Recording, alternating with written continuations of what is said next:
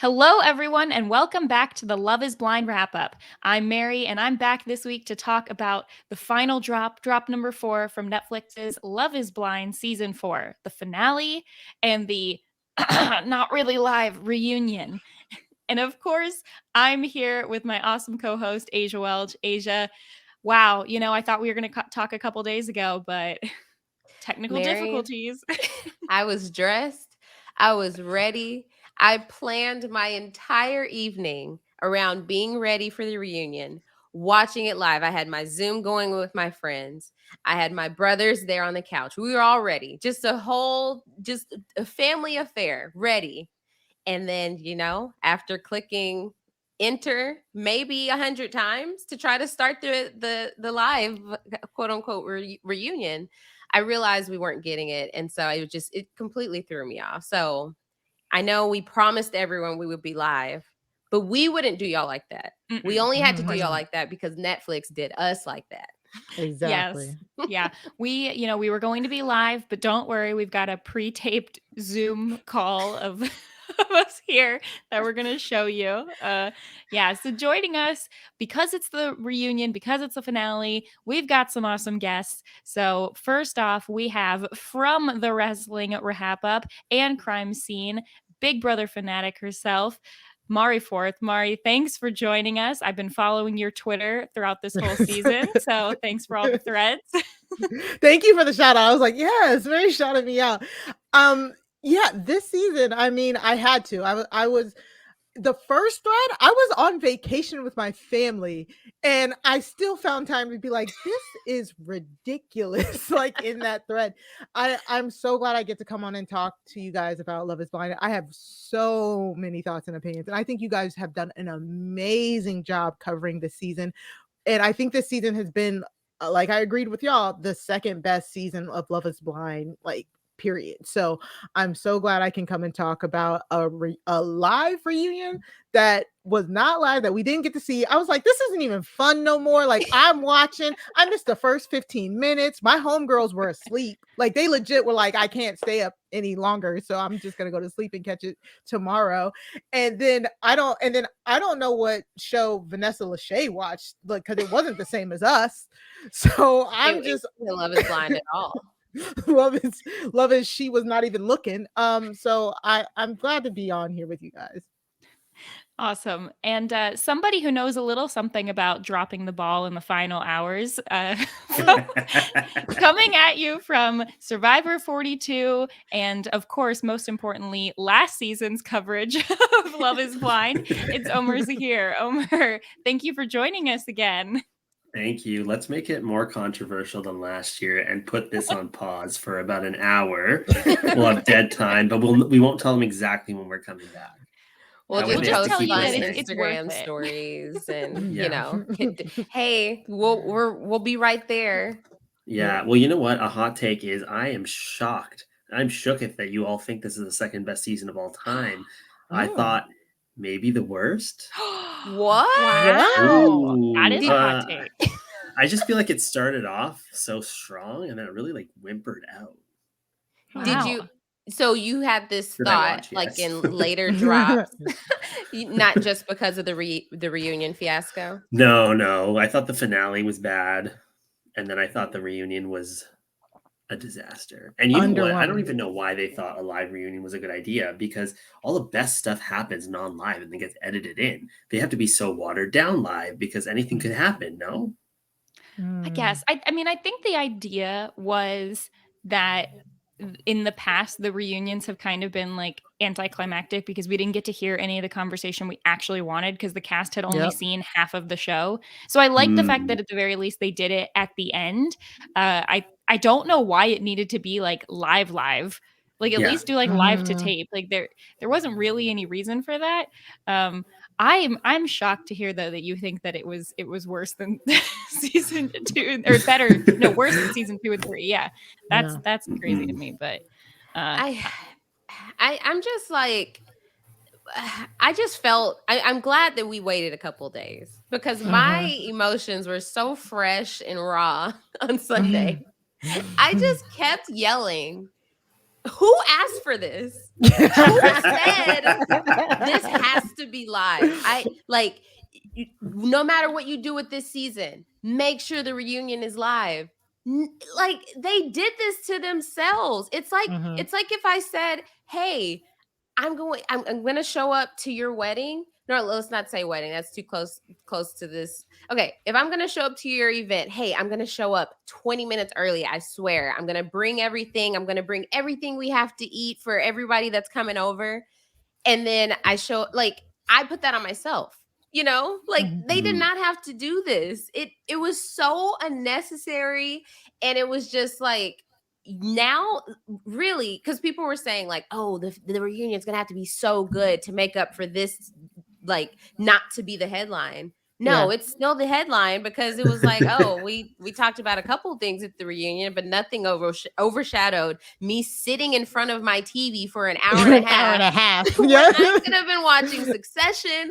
I could have been finishing Beef. There were so many other things I could have been watching, but I was like, no, I have to watch Love is Blind live, so I'm not spoiled on anything. Yeah. Wait, you didn't love watching Vanessa beg them to ovulate? Like, that wasn't intriguing to you? That was so weird. That was so bad. worst. So I understand the frustration about them being live when they didn't need to. However, the frustration of so many people being frustrated is proof that them being live was a good idea. It's just very bad execution. You know what I'm saying? Like, I was so incredibly hyped. Like Aysha said, she had almost basically a watch party going. I had my friends.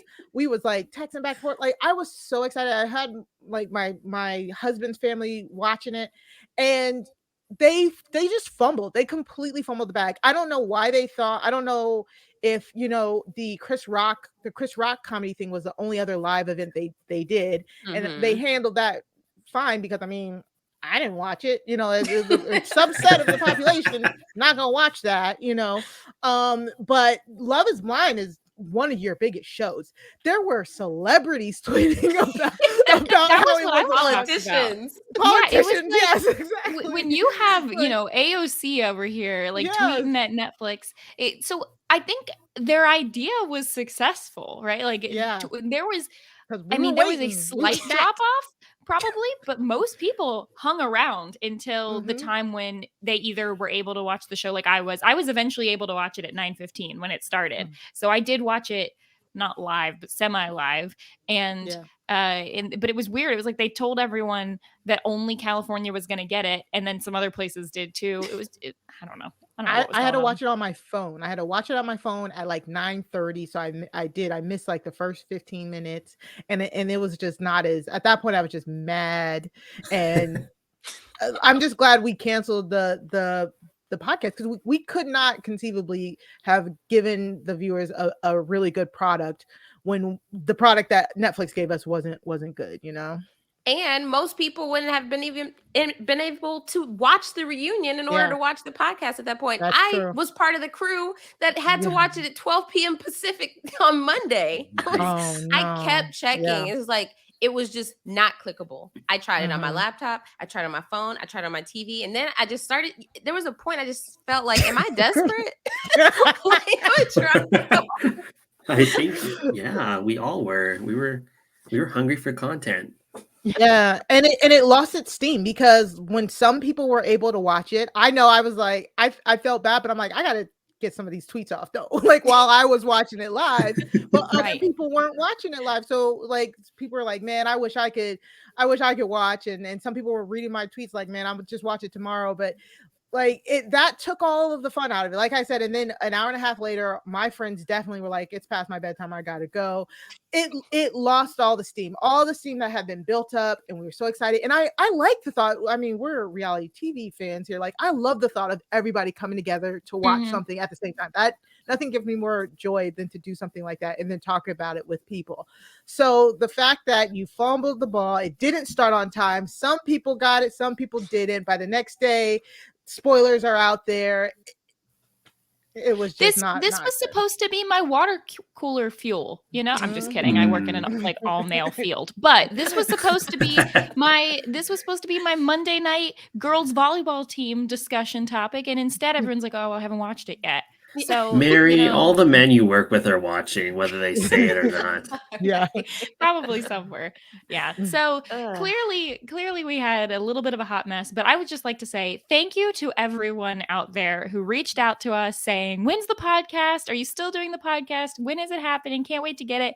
Thank you for hanging with us all season and for being interested in our thoughts here. Hopefully we've got a lot to talk about, I'm sure.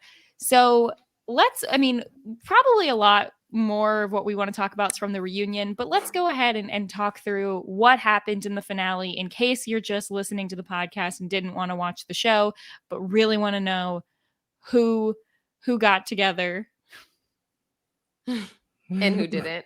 and who didn't. And who didn't. So let's start. We left off the second to last episode, the final episode of Drop 3 with Kwame and Chelsea's wedding.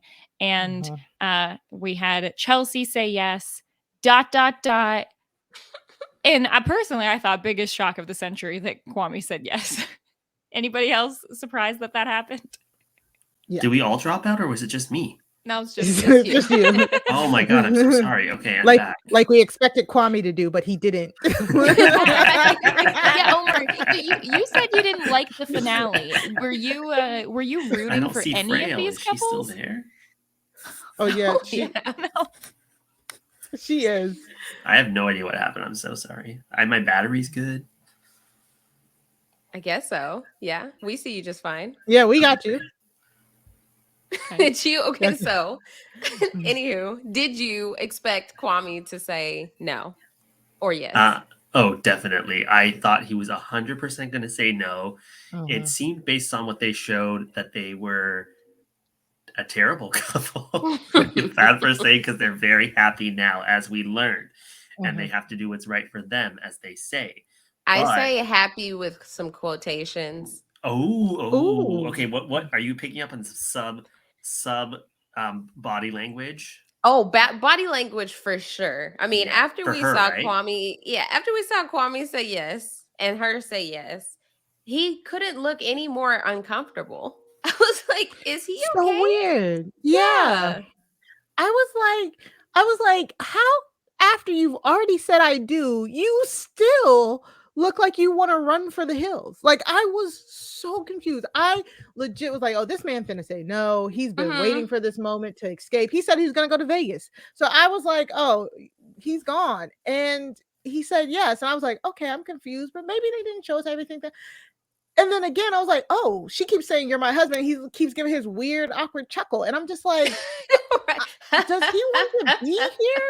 I was so confused. And then my third thought or whatever, I was just like, okay, so maybe he just said yes, so he didn't want to embarrass her, and we'll see what happens at the reunion, you know? But a year later, they're together. And that's what I'm so surprised about, was if this was a show where the reunion was a month or two later, then I would have been, I guess it would have been harder to tell whether or not they, if things were actually good. But the fact that a year later they're still together, they've got a really nice apartment.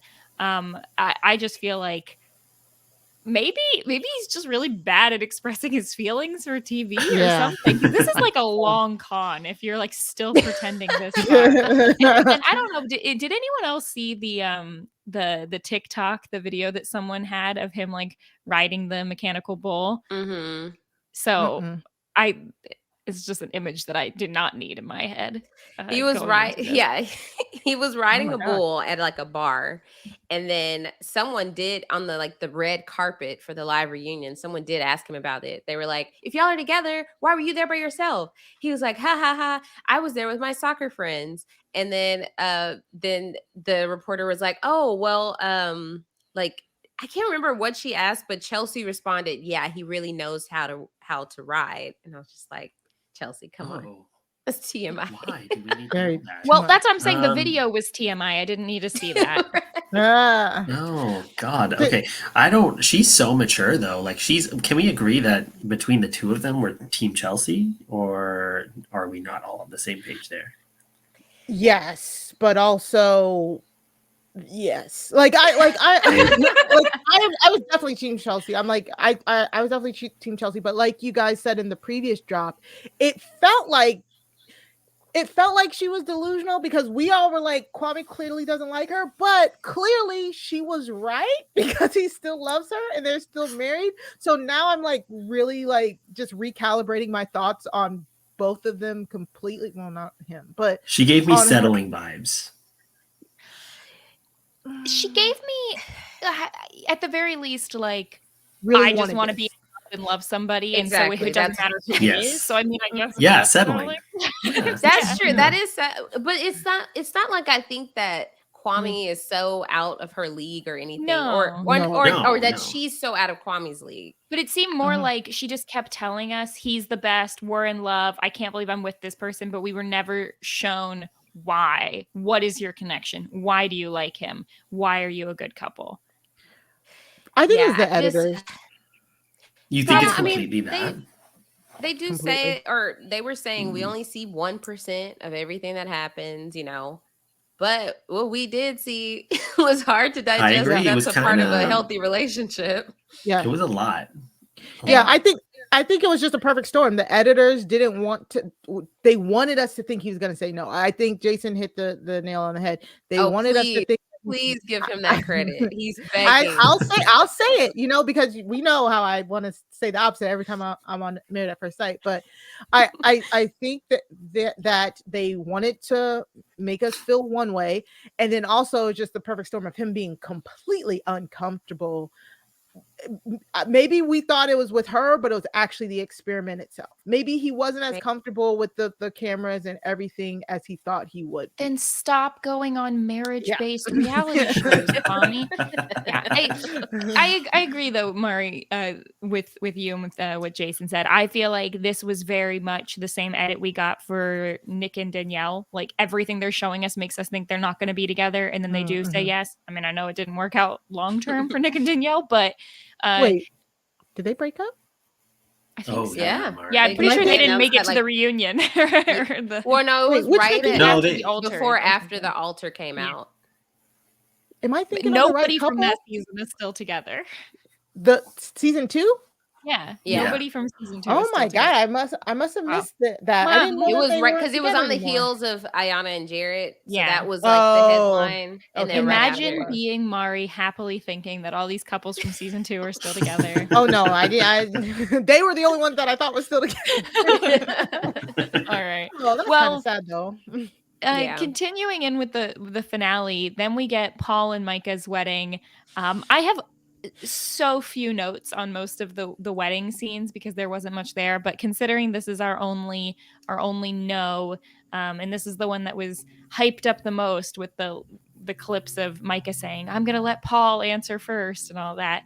Did anyone have any particular thoughts on anything from this chunk? I thought it was weird that they did not do them last. I thought that would have been a perfect opportunity for us to be like, are we about to have 4 couples say yes? Like, like we could have had that build up, like yes after yes after yes. So it was weird that they went second because I was just like, okay. And then, you know, palate cleanser right after. And I don't know. But I thought it's weird that they're all in the same venue again. Like that was weird to me. Really? This has been my favorite venue of all of them. Maybe it was just the rain, but I loved the rain and the train going by. And then being outside. I really on believe like she was going to say yes. Do you guys think that? I do. No. I totally believe she would have said yes. I think that I know Micah did a lot this season, but I do think she was being genuine saying that if he had said yes, she would have said yes. Because I think the person in the relationship who was settling was Paul.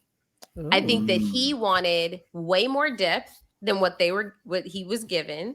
Okay. And everything wasn't what it stacked up to be. And he realized, like, what do you mean by that, Aysha? What do you mean he needed more depth? Explain that to me again.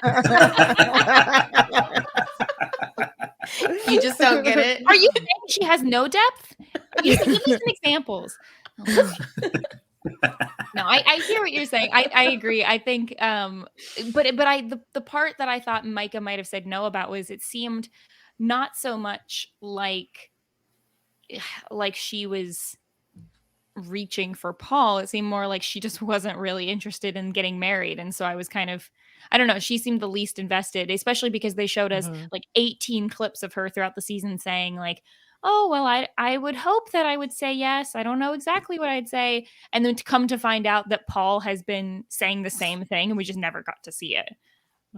Yeah, I think until she's like the just very end. extraordinarily insecure, like all over the map. And that's why she's pretending, oh, I don't really care that much. I don't really know if I want to do it because, and then ultimately it played out with her being like, can you tell me first? Because I don't want to be embarrassed. And I think that she also subconsciously was letting that energy show to him as well because she was afraid of rejection. It's almost like a self-fulfilling prophecy to some extent if you can't fully give yourself. Not that it's her fault because it's two ways, but in that sense, like I think that she was insecure, and that also fueled her other relationships on the show where she is like being mean to other girls because she's scared of them, I think. I completely agree with that. And it also harkens back to why she kept Kwame on the string there, because she just, I truly think she just likes people liking her, and that's where her confidence boosts come from. So I can see that. My initial thought was she was gonna say no, but she didn't want to look like the bad guy, and I even think that she definitely knew he was gonna say no. You know what I'm saying? Like she said, I had a feeling, but I feel like I don't think they would have talked about it like a SK and Raven type situation, but I feel like she definitely knew that he was going to say no, and she didn't want to look stupid by saying yes and then him saying no, and I don't think she wanted to pull the trigger herself and say no and maybe look like the villain. So I think she just tried to like not take the coward way out by asking him to go first, but I think she definitely wanted to capitalize on the situation of being the wronged party. And honestly, I don't, after everything we've seen, I still don't think she's the wrong party. See, I don't know. So really seeing her with Irina and seeing her with her friend Shelby, she is the type of person that chooses the wrong friends. I feel like if she surrounded herself with positive people, she wouldn't be the toxic one. I feel like she allows herself to be around these toxic people, which just fuels her to be that way. It brings out that side of her. But it's like you surround yourself with more positive people who aren't Irina, then it seems like I don't, I guess at Micah's core, I don't see her as being like malicious. That's kind of why I really strongly feel like she would have said yes. Because I think it's more so her not wanting to be embarrassed by saying yes rather than like not wanting to be the bad guy. But I mean, y'all could be right too. It's just something about her that strikes me as like, she's very influenced.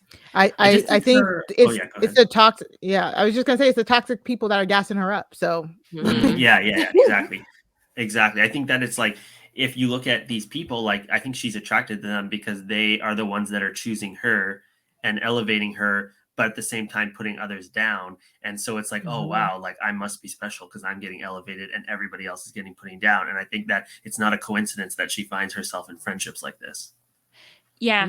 And so in me, what it seemed to also be with Paul was she liked the initial attention and attraction, but then just couldn't get that much deeper and hoped that just that initial amount would be enough for him to say yes. But it seemed like from everything we saw, she was the one saying, oh, I want you to try and compromise. I want you to try and move. I want you to sacrifice these things for me. And I don't know if that was because he was giving her more assurance. And so she thought she had the control in the relationship, only to find out that actually he was kind of just like keeping note. Okay, you've got not great friends. Okay, you're unwilling to compromise. Okay, you're not willing to get deep with me. Like, and so I wouldn't say that like Paul is perfect here. No, I think ideally he would have told her more of these things throughout, told her, hey, I'm not seeing this from you and this is something I'm looking for.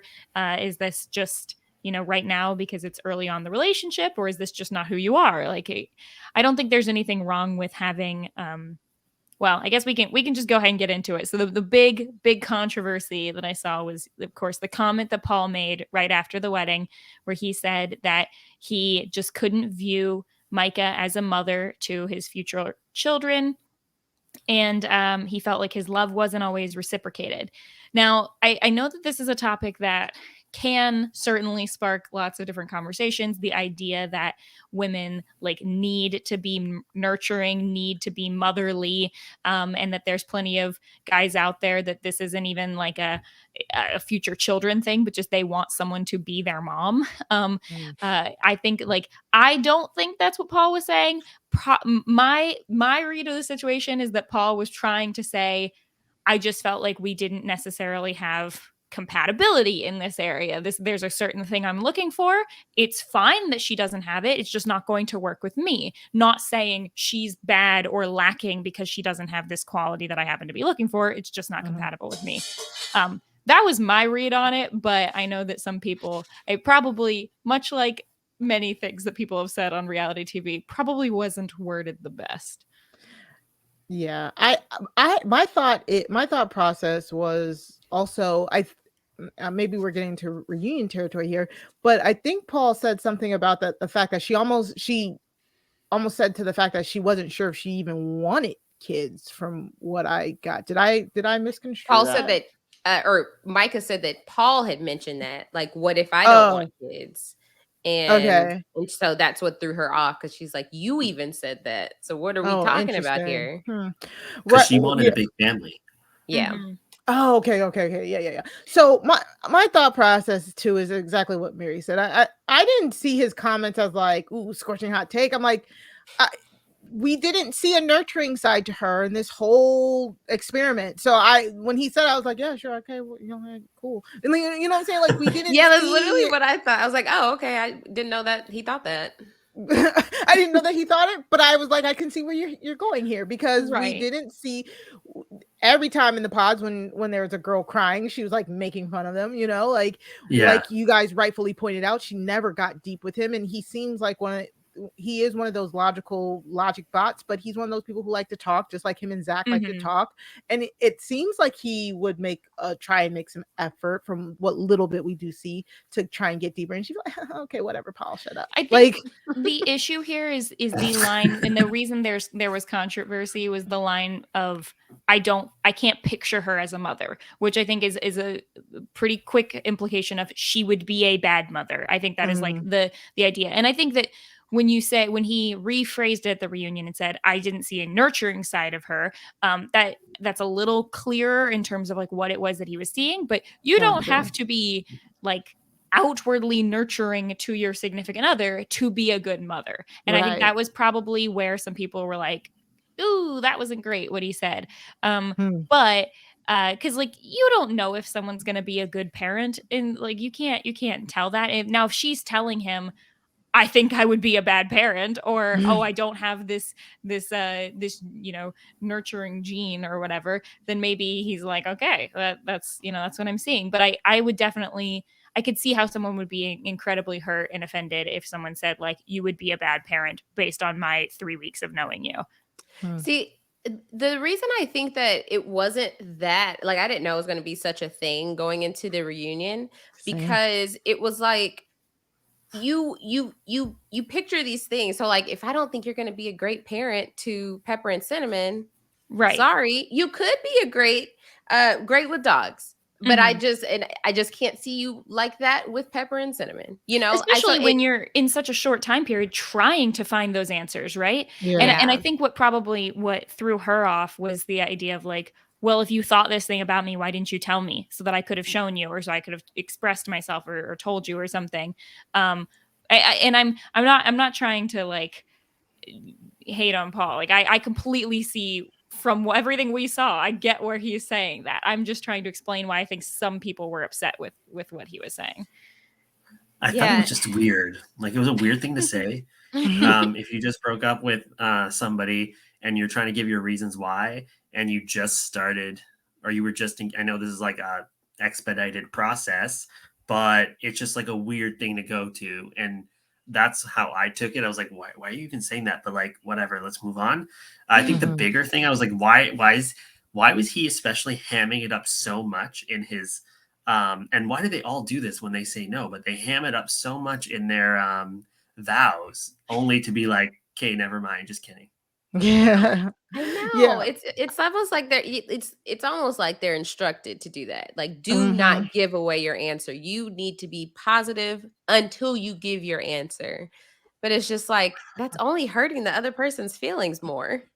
And they said Yeah. he was really still, like, very undecided, maybe even to the last minute, so, I mean but also I think he just kinda should've maybe added the words, "I don't see her as a mother to my children," and I think that might have been like he kinda said at the reunion. I think that might have been a little bit better than Mhm. you might be a bad mother," like Mary said, so I agree. I think most of us said, I didn't think that it was gonna be such a hot button issue at the reunion that we needed to take that much time to talk about, but You know why we whatever. did?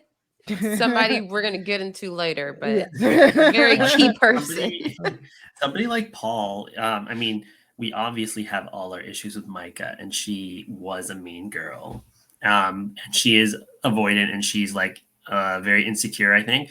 But Paul, his type of person, will like not share things when they bother him until they become too big of a problem to turn back on. And Mm. spoiler alert, been there, know what that's like. But it's not the best way to conducively like have a relationship if you can't share those issues when they're small issues and then they get too big to deal with. Yeah.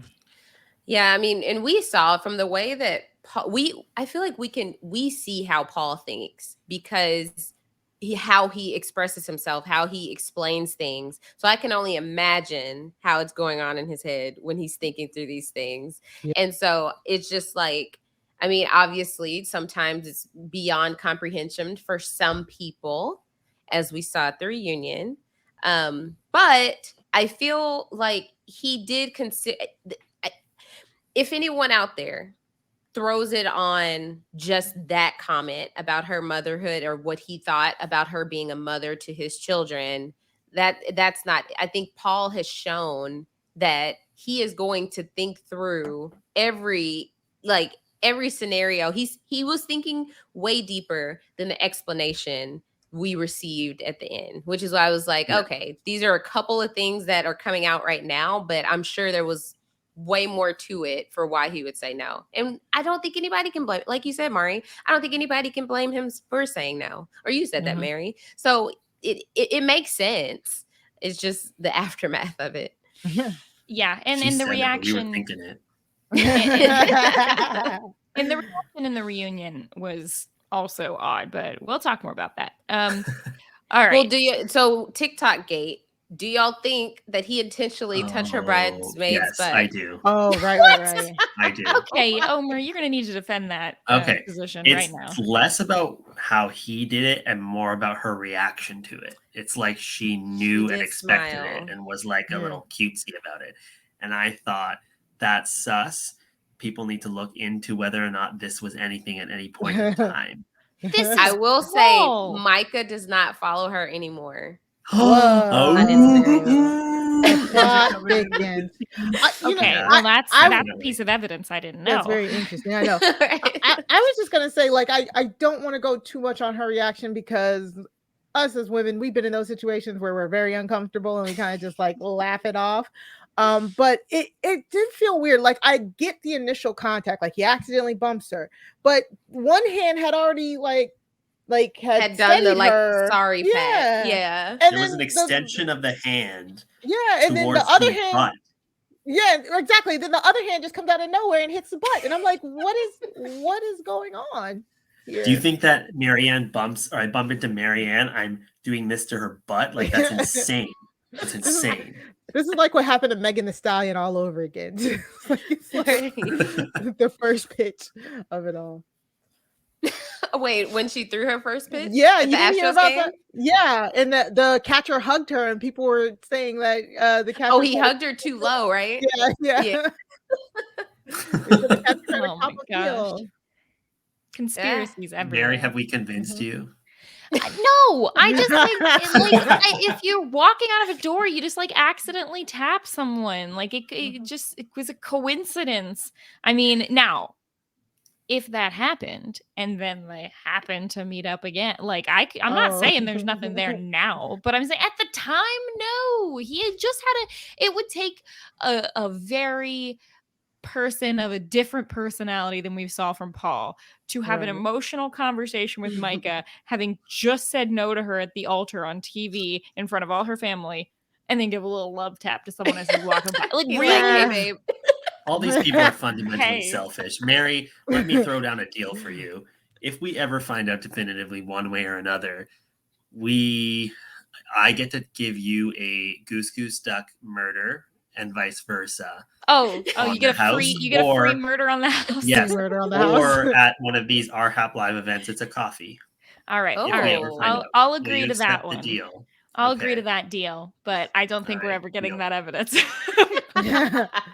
Well, I don't Asia, know. get on the TikTok. case. It's like I mean, you know what they say about jobs, right? Make sure you secure your next run before you quit your first. Oh no. I honestly think it was like an excuse me type of tap, but how funny would it have been if it wasn't? Oh my gosh. The drama. The drama of it All right. Let's get to the next one. So I think Omar, don't come in here with some hot takes on this one. The favorite couple of almost everybody else, Tiffany and Brett. What do you have to say, Omar? Oh my gosh. Wow. Brutal. Look, we have maybe admitted all season that we've had the least amount of notes on them. Most of the time we're just like, well, they were boring, but they were beautiful to look at. And I'm rooting for their love. Maybe I'm jaded in love, but it was so boring. And that being said, I think they're great. I wish them a lifetime of happiness. They will have a lifetime of happiness, no doubt. They're going to be one of the couples that's probably never going to get divorced.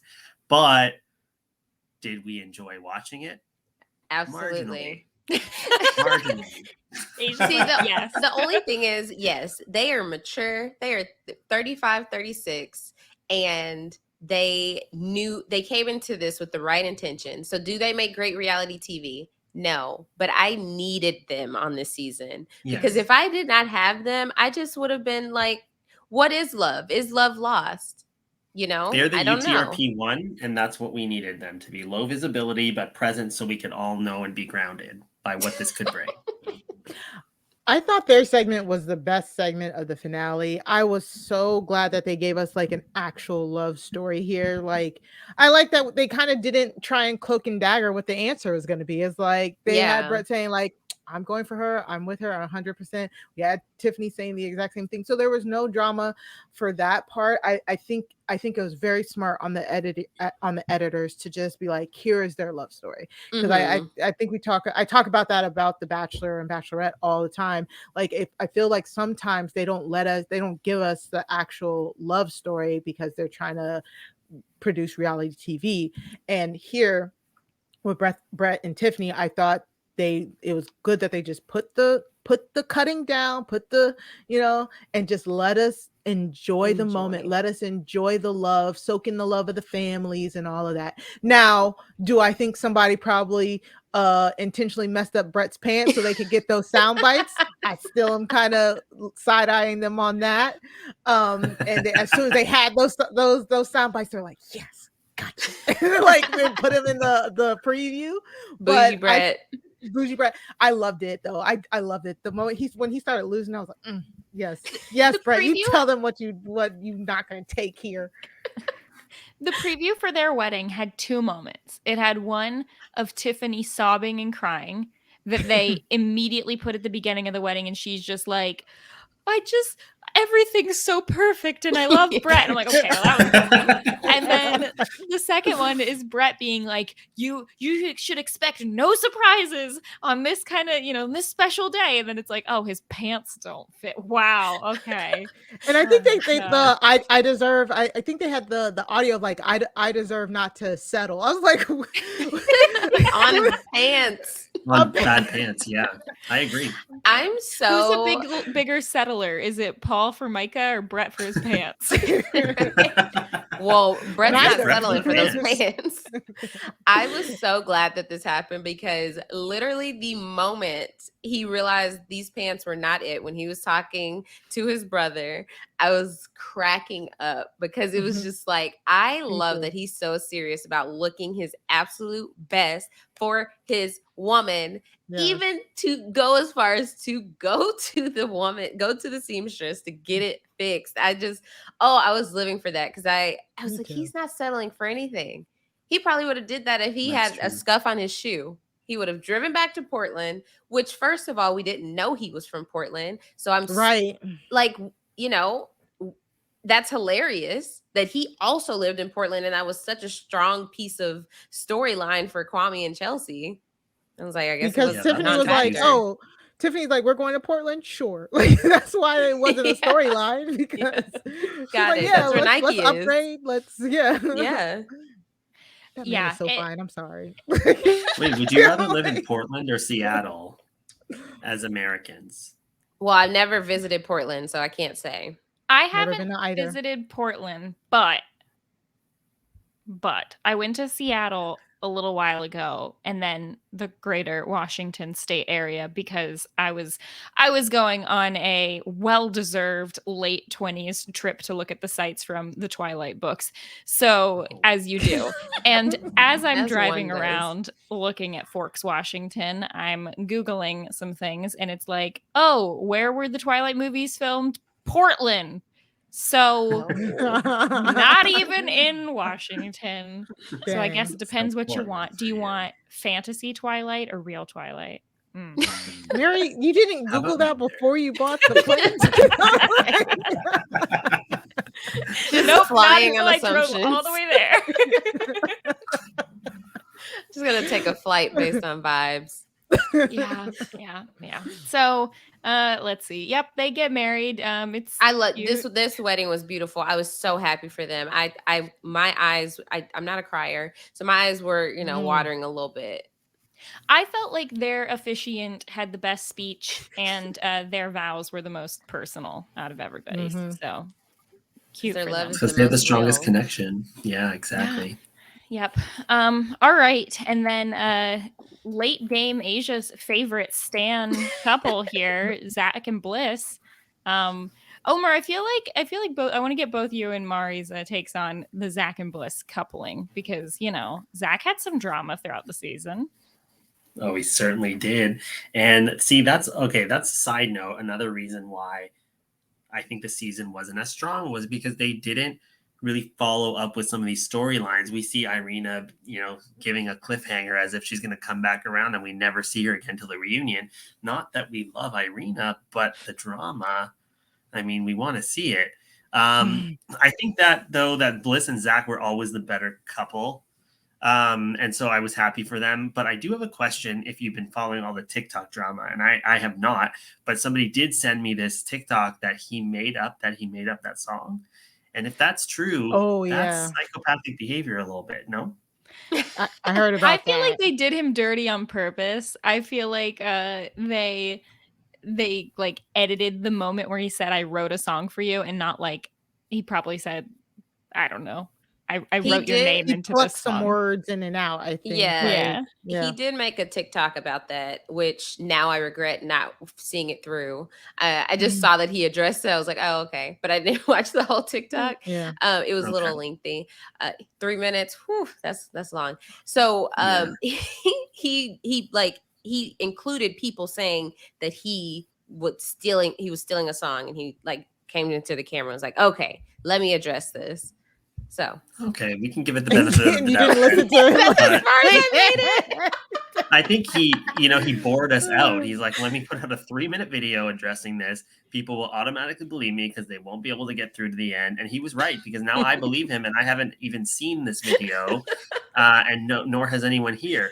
But I will say that, Bliss's dad, so funny, so Indian. I love it. And you know what? He kind of had a point, although like, you've known each other for 5 seconds. Like, can you be that sure? But I guess he missed the whole point of the whole show. But people were acting like, oh, he's the villain and he's crazy. But this whole thing is a little bit crazy, no? Omar's like, seen that, been there.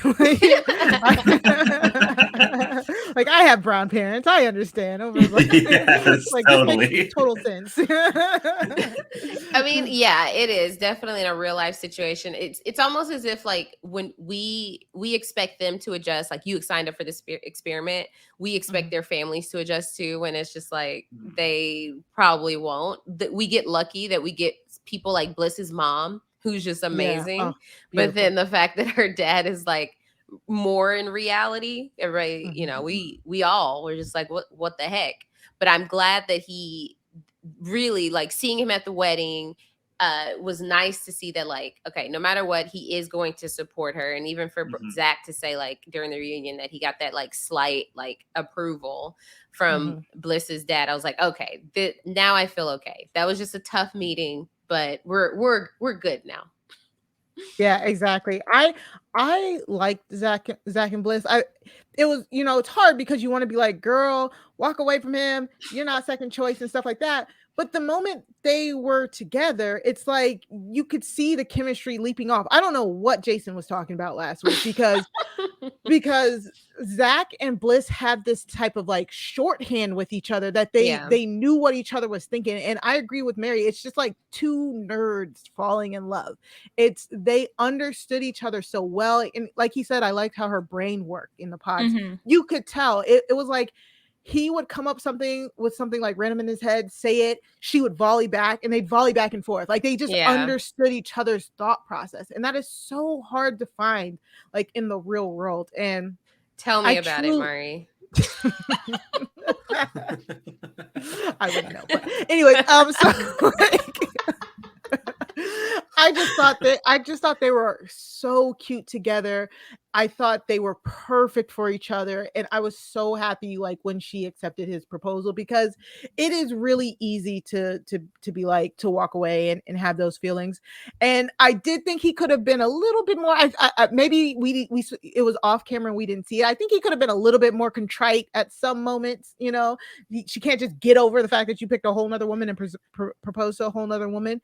However, I think that their storyline, I would think, is rooted in, like he said, his insecurities about meeting her family. But also, I think the producers, you cannot tell me the producers didn't have a heavy hand, be like, you should choose Irina though. Like, Irina, right? though. Pick Irina. Yeah. But also, like, Irina was so bad that I think she could get over it a bit easier. You know what I mean? It's like, if someone's such a train wreck, you can't be that threatened by them, Yeah, there is that. Now, there were a lot of comments throughout the season from people saying that it wasn't fair that Zach was able to do this, that he was able to propose to another person. I feel like this is the same as the, like, Survivor rule of, like, if it's not an explicit rule, then whatever makes better TV is fine. Like, I don't think that. Also, it's like love. What's like, fair what? in love? Well, I guess the idea is that some people would say, well, for all the people who it didn't work out with whoever they went to, trying to think of an example of a couple, I guess, like Shayna and Kyle, right? But it's like, Shayna did kind of, like, then try to go talk to Shane and see if anything would happen. So I think the people have tried in the past. This one, but it didn't work out. Yeah, that's what I was saying. It didn't work out. Like, Shayna went to Shane. Shane said no.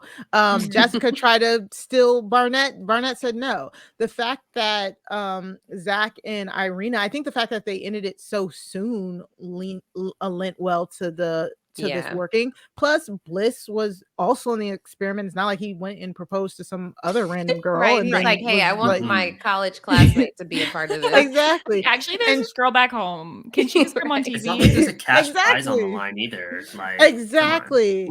And she signed up. She signed up for this experiment. So she signed up to want to get married quickly and stuff like that. And I can't wait till we get to the reunion to kind of talk about the difference between what Zach did with Bliss and what Jackie did with Josh, because I think it's like Mhm. two very different things, and it's there's a reason why it's accepted differently. But I think this made sense to me. You know, if he had a viable option of somebody who was actually willing to give him a chance, let them join the experiment. Why not? You're also down, you're down a couple. You're down on So numbers. yeah, Yeah. so just go ahead, let it fly. I was so happy that they both said yes. It Me was too. just, oh, and then I hope you dance during the reception. It was beautiful. It was just full circle moment. We've been It was talking about great. that since the pods. I was just so happy for them. Zach seemed so happy. Bliss was so happy. I was just like, y'all deserve this. Y'all deserve each other. And I just feel like Brett and Tiffany and Zach and Bliss are just what I needed to, you know, push through the year. I thought he was going to say no. Did anybody else think that?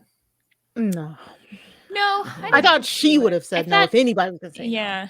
I feel like if anything, if they said no, it would have been like, I just don't think we can get married yet, but I still want to be with you, like right now. Yeah. Like Mhm. I just felt like we weren't getting a like a Paul and Micah situation where it was clearly they were just making it to the aisle to have someone say no for good. I do feel bad that they went last, though. I think I know why they went last, because they wanted to transition straight into the I Hope You Dance, the receptions, and give us the reception montage. But I feel like they were kind of overshadowed by Tiffany and Brett. I think if you knew that they were going to say yes too, they should have been the penultimate couple, and you give us Tiffany and Brett, because I don't know what the count was, but I felt like Tiffany and Brett got like 20 minutes. And I remember I was like still tweeting about Tiffany and Brett, and I look up and Bliss and Zach were down the aisle. I was like, wait, what? Yeah, they were super fast. I was like, did they get any family time? And then they said yes, and then it went straight into the montage. I was like, yay! But I was like, I felt like it felt so rushed in comparison. So if you were gonna do that, I think they should have swapped it, and it would have been perfect. But other than that, I loved Bliss's dress. I thought it was so uniquely her. I like it now. I like it now. Yeah. Even the sleeves. Yes, I think Now, I it fit well. love that about her. Yeah, like but I don't she's get, so were they nerdy. attached to anything, or are they just more like little poofs on your arm? I don't know. They were so cute. They reminded me of like LARPing or something. It was like she was a LARPing. I don't remember it at all. My bad. Yeah, it definitely grew on me more from the fitting. The fitting, I was like, no. But once it wasn't even that distracting. I think that's what it was about me with the sleeves. I was like, this is way too distracting. But once the dress fit and everything was like how it was supposed to be, I was like, oh, okay, it makes sense. It wasn't as distracting. It looked like it was a part of the dress. But on your point with time, I think they spent way too much time on Paul and Micah. Like we went back and forth so many times. It was like, is this half the episode? It was so annoying that they just, I mean, I understand they were trying to get us to understand why he ultimately said no, and because he was so torn, but that took so much time. And then it was just like, oh yeah, we have 7 minutes left. Let's throw in Zach and Bliss. Do y'all like the way they do the finale or no? Huh? Do you like the way they do the final episode with like the extended like cutbacks and like pre-wedding time? Because it feels a little to me like when they would do a whole final 3 episode in the finale of Survivor, like there was a lot of dragging out before getting to it / American Idol. Don't hate on the rites of passage. It's my favorite thing, and I will stand by this till the day I die. But in Australia, they're like painting the tiki torch and then throwing it over the waterfall. Love that. Like, so much. Walk through the coals, take a little boat trip. It's my favorite part. Okay, Bring so it back. Mary loves the fluff. Yeah. No, I like it. I like it on Survivor. Here's what I would rather have if we're making that comparison. Don't do all the billion back and forths of wondering what's going to happen. Cut much fat. Okay, they arrive. If there's any massively important conversations with family members, show us that, and then put us down the aisle. But I would be happy to have in my finale like a little instead of the montage of like how we met in the pods. Yeah, we know we binged this show. We just saw it. We know how they met. Right. Yeah. Agreed. I saw it Instead, 10 hours ago.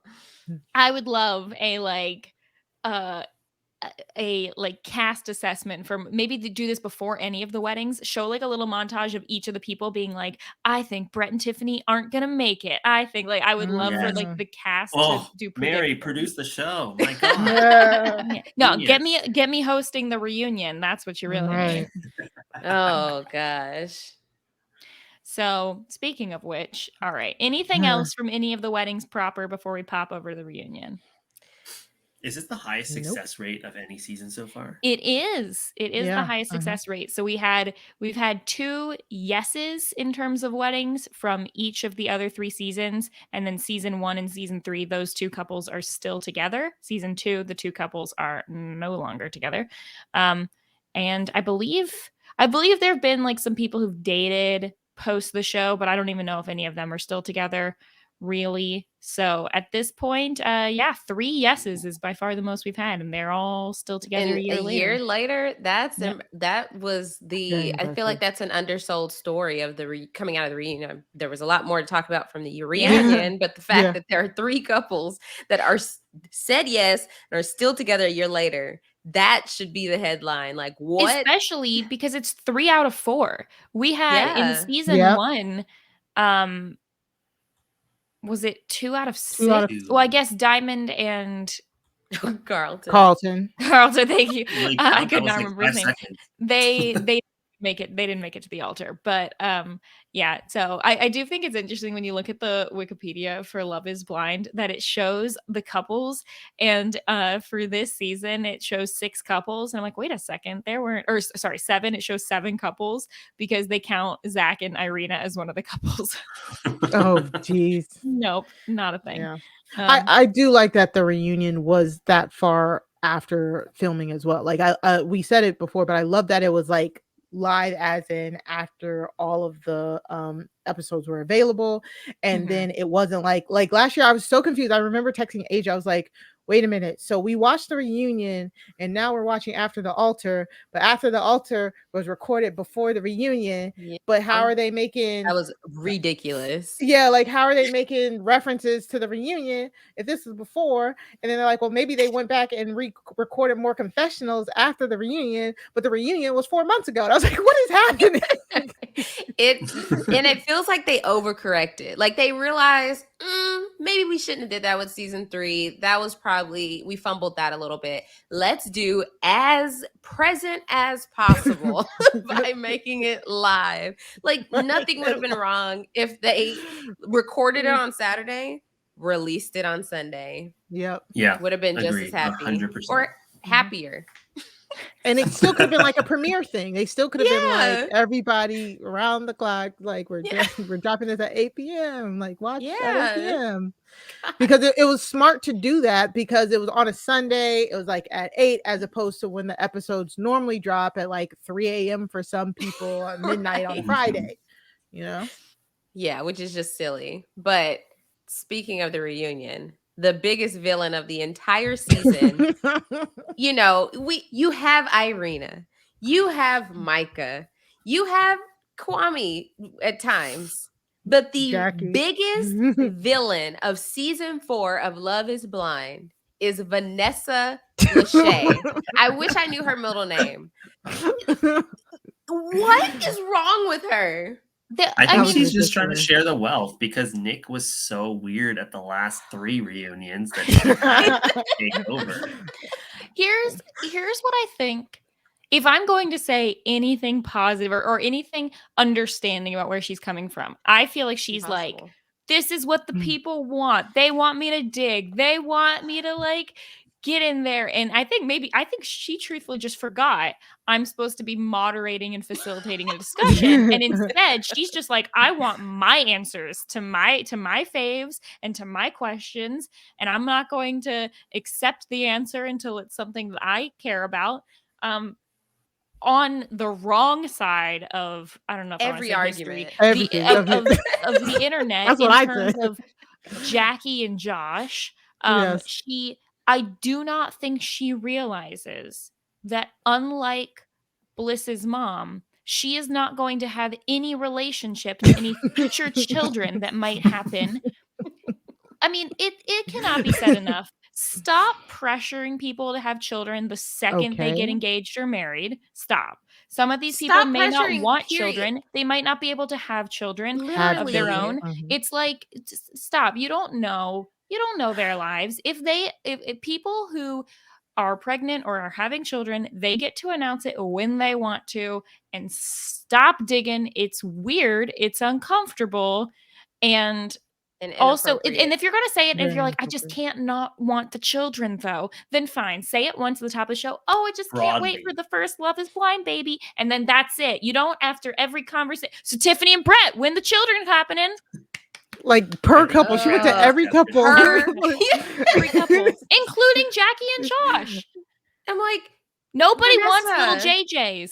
Stop. Not at No, all. they don't. Not those that two. was that alone was the wrong call to have her questioning, because they probably thought, oh, in the past Vanessa has pushed, so maybe she should be the one to really grill him. No, they should have had Mr. Unbiased Nick Lachey do it. That way much would have, I would have preferred know. that than Vanessa, who was just like, whoo, I am cheering for y'all. Y'all should have been together the whole time. Y'all are amazing. It's like, and at that point, you can't even blame it on the live activities. Like, I mean, because people were saying, it took a while. People were enjoying themselves in a way, And so that's why we got what we got with her on the reunion.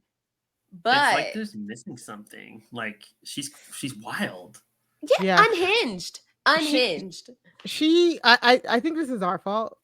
We hyped her up way too much. You guys said last week, I was thinking to myself too, I was like, I can't wait for Vanessa Lachey to get up into some of these people's butts.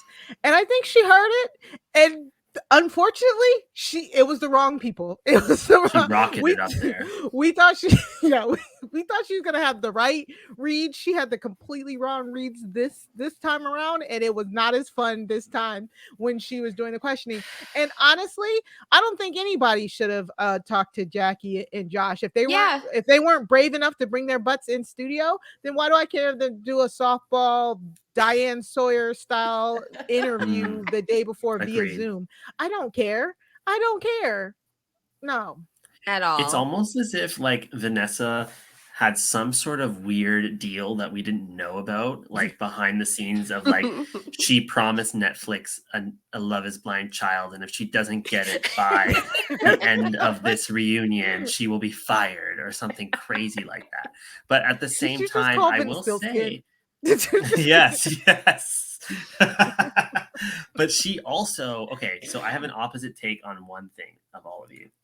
I liked that she dug in on Paul's comment about the mother, because he was kind of vague about it, but it was like, well, what are you trying to say? Like, I don't even know, even though the whole thing is weird and probably shouldn't be focused on that much. But like, if you're going to say it, like explain it, like give us a specific example. And I did like that probing personally. See, I just feel like if someone specifically on that point, if Paul is like, I don't see her as the mother to my children, that's it. He doesn't see it. Why does he need to explain to Vanessa Lachey? Who is she? That's what she acts like she is owed an explanation for all of this stuff. Like, you have to tell me why you did that. I need to know, because the attitude she had with Marshall, the attitude she had with Paul, even Zach a little bit when she so what were you whispering to Paul about? Like, it was just at every turn.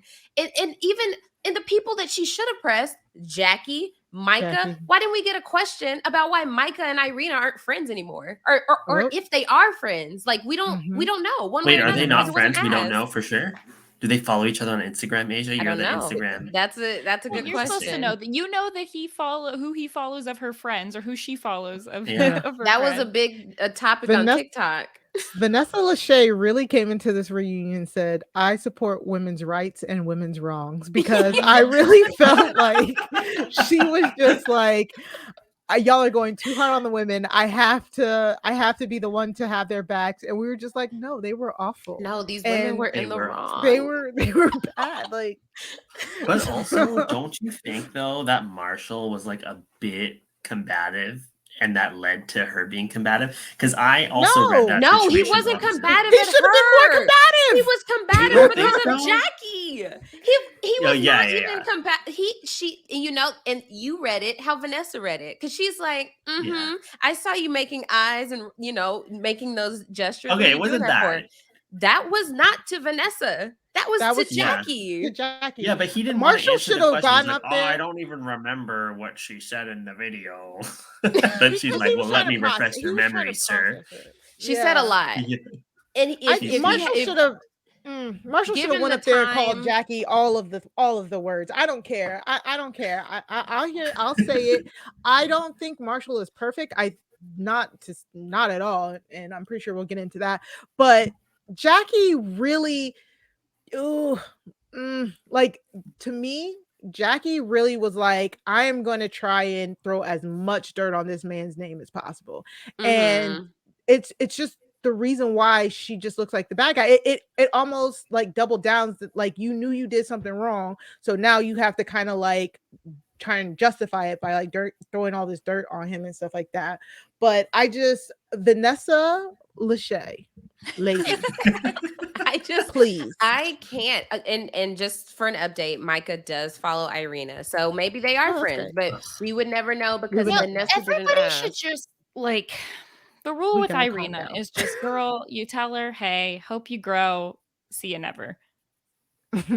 Yeah, Bliss handled that really well, I thought. Well, look, I found it. Vanessa Joy Lachey. You were just making it her full name so you can roast her full name. If you ever host a Love is Blind reunion again, please understand your role. Please understand that these people are not against you. It is not Vanessa versus every man on that stage. It really isn't. I swear. I swear they are not mad at you. I swear that they did not. The comments that Marshall made were not about you. They were about the woman that he was engaged to. So do not act like you are in these relationships. That's not what we want to see. There were so many times I had to pause the TV and look at my brothers, and we were just like, are you serious? Did she just say that? What is wrong with this woman? She had to turn her Instagram comments off. Oh, They She were was definitely empowered by the shake thing, and then she thought she could replicate it times There it 100. is. I think There the it thing is. is it's that classic case of the Of the bunny rabbit and the Matchbox. No. mailbox? It's the classic case of reality TV, especially dating reality TV shows, thinking that drama equals fighting and drama equals someone being wrong and someone being right, and not Right. that drama could just equal conflict or differences of opinions. So like I thought, and that's why I liked this season, despite the fact that there's 3 yeses, I felt like there was interesting dynamics between the couples and between one couple and another. But the couple who I think really didn't, well, I mean, it's like a tie here between couples that had almost nothing to talk about at this reunion. Kwame and Chelsea, despite the fact that they had a decent amount of ups and downs in the show, it was like, oh, yep, Kwame's sister, totally real. Kwame's mom, actually, yeah, I get along with her. That's cool. Here's our And you know apartment. who wanted to make sure that we knew that? Vanessa Lachey. Vanessa Lachey. It was like, why do you keep doing that? What did, Girl, it's like, it's a joke, girl. Yeah. We know that's She got her his name sister. wrong. Like, She got her name Brenda. wrong. This is why called you her don't do things Brenda. live. Edit it Yes. out. Edit it out. Even Kwame and Chelsea were like, we were with you until you said Brenda. Who is It was Brenda? Brenda. They're like, yeah, wait, what? Wait. He's like, "Oh, Brenda. Oh, shoot. Sorry, that's the girl that the Paul that slapped we on the hired butt." to play Barbara. Yeah, so Yikes. we do get a couple clips from the show here. It's no cutie scene, but we get a clip of Chelsea and Micah clearing the air at one point. I guess they had to Weird. hide this till the reunion because they needed to keep the suspense alive. I don't know. Mhm. I don't know what this And what was. even was it? Was it one person was coming back from a dog walk and one was about to start, and then they decided to have a serious conversation right outside the apartment, and then they're like, Also, "Oh, why did see they both ya." have their dogs? They don't live anywhere near each other. That was weird. No, I'm they all guessing live this in that place. I'm guessing this was Yeah. in when they were living in While the they were apartment. still, yeah, while they Yeah. were still in the apartment. Yeah. Flashback. Wait, there's people not on TikTok saying that's not really Micah's dog. Did Micah It's have an a dog? actor. I don't know. I don't That's remember her having a Brenda. dog. Sorry, Brenda the mixed it dog. up. Brenda. Yeah. Yeah, this was like again, Vanessa didn't even dig on some of the stuff that we needed to dig on. Like she let Kwame get these explanations out. I'm like his apology for how he was with Micah and all of that. His name. His name. I think she actually didn't even dig on Micah for the Kwame stuff. I felt like enough. Am No, I? because Micah just loved that Micah is a attention, woman. and she was Yeah. toying with him, and he was also Exactly. like feeding into it. It was all really weird, but Mhm. Chelsea was very mature about the whole situation, which I was impressed by because I kind of wanted to see her rip into her a little bit. But maybe the think- move is being like, I don't care about you at all, you know. Yeah. I think Chelsea. We know that Chelsea is that's my man. I'm gonna stick beside him. That's man, my that's man. it. So it really, even if Kwame didn't even deliver those 3 sets of apologies, Mhm. she's sticking beside Kwame. I don't think there's anything at this point that would allow her to be the one to say I'm done. Yeah, and I think it that's true. is. I mean, I tickle me shocked. I didn't think that they would be Tickle together me a shocked. year. Is that a thing? I'm okay. I was hanging with it. You get Tickle me it. shocked. I don't like think sure. I that's a do. thing. But does anyone think that he really was close to breaking up with her too in the Ooh. pods? Yes. Okay. Can I? Because I've been really wanting to talk about this. He did. He went to go and break up with her. And he was like, Micah, I really connect with Chelsea, and he was gonna break up with her. And then she's like, oh, but wait, but is it because she gives you affection? Oh, don't go falling in love with somebody. Like he was in there to break up with her in those first sets of episodes. That's how I saw it, and I thought he Yeah. was like halfway through with the breakup, and then Micah did the whole like, but it's okay, but we're really connecting, and I really have to, I need more time to figure it out between you and him, and that's when he had to say like, oh yes, I would propose to you now. I truly think he went in there to break up with her, and she did the whole keep him on the line thing, and that's why when I watched that episode and then she goes and picks Paul after that, I was like, why did you even do that? Why did you keep him on the string like that? Because to me, he was definitely going in there to break up with her. That was the one thing I agreed with him on. So there's Tickled Pink, which is very happy Oh my or God. amused. And then there's Color Me Surprised or Color Me Shocked. But tickle me shocked. I mean, I'm not finding anything, but I'm gonna start it. using that. Let's use that one. That's good. I liked it. If I'm ever back on TV, that's the first thing I'm saying. Opening line. Oh my God. Write That's that very down. much what was it? Put my foot in my mouth or something. Anyway. Yeah, I think the whole like, oh, it was a mutual breakup. It's not what we saw at all from the two of them. And I think this was clearly just for Micah and for Irina. They liked having multiple guys on the line. They liked being involved in love triangles. That's fun. This is kind of something that I don't know when we could talk about it, but I'll just bring up now that probably many people have seen that there were a couple other couples who got engaged in the pod. What? We didn't see their story at all. Yeah. This has been a thing. This happened in season 1 as well. Every time that this has happened in the past, that I think it happened in season 1 and in season 2. In But 2, yeah, every time this has happened in the past, the people who do also get engaged have never made it to an altar of their own. They've always broken up a few weeks later. But this is I think the first time when we didn't see almost anything from any other person in the pods besides the couples we had here and the love triangle people like Amber.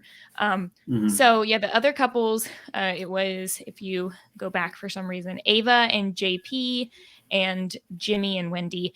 And so there's a rumor Josh was also. Yeah, I saw I've only that seen that in one article, and they said that the it was Josh and Monica.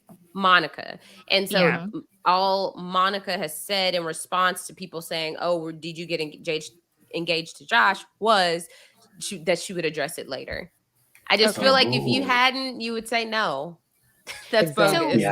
Yeah. She's waiting for the right time. Right. And it definitely makes me feel like people like Micah and Irina were very much, at least partially, playing into the I just want to be on the show. I want to do what I can to make it last. Did they not make, so did the ones in this season that didn't make the show, they also didn't make it to the altar? Yeah, they did. Yeah, I think they broke up. Yeah. So it's been, so what do we think about this, y'all? So because so the show's just too darn successful, got too many couples proposing. No, but I mean about like the couples who get engaged. There's 3 couples this season who got engaged, from what we understand, at least 2 for sure. One of them did date for 3 months afterwards, but the other ones basically broke up like on the plane. Do we think that the sheer the force of keeping these people together and making them go through the experiment is what seals like the love and the marriage, or is it just kind of like, I don't know, like force? Do we think that the fact that 3 people get engaged and then don't end up together is a knock on the experiment or proof that the experiment itself works? Well, I think part of the experiment is the fact that it is televised. And so I think that is that is one that's one incentive for sure. So that could be incentive to say, okay, I'm going to stick with this because we are creating a show. So I'm, going to see it through. Plus they have producers and other people that are invested in following their storyline. So even if at the beginning they may be unsure, they're still spending time with this other person and growing in that love. So I think that it does. I think those elements help, because if we were to see, oh, one of these other 3 couples got engaged, that were on TV and they got married, oh, then maybe, that's cool. But they don't have these other things that help. They don't have a camera crew and a producer and people egging them on and constantly having to be in confessionals talking about their feelings for this person. They're like, it's one of those things. I don't think Love is Blind works if it's not on TV. Yeah, but also I think that I think it could, not that I'm an expert, but I feel like statistically speaking, in all of these seasons, like there are more successful marriages on this show than there are coming out of something like The Bachelor, proportionally speaking, or these other love shows for the most part. Yeah, Mary. Yeah. So in terms of like statistically speaking, something about this does work, and I think that actually having the illusion that it's like 75% success rate actually makes it more of a joke, and like people are just going for TV, but knowing there's more unsuccessful couples out there, it makes it more real. Like the people that make it through, actually it's more meaningful because sometimes they fail before they even get to that point. Good point. Yeah. Okay. Well, let's see. Brett and Tiffany. Did they have anything? Nearly enough time on them. What? Okay, but like, to be fair, what more could they say? Yeah, to be fair, what were you looking for? I just want to know how much they love each other. Oh my god! Oh, is it not clear? I want to know what they've been up to. Yes. What were some of their first? Like just have the camera on them. Yeah, for long periods of time. Are they now? So did we find out? Did they move to Portland? Are they in Seattle? Yes. Okay. Yeah.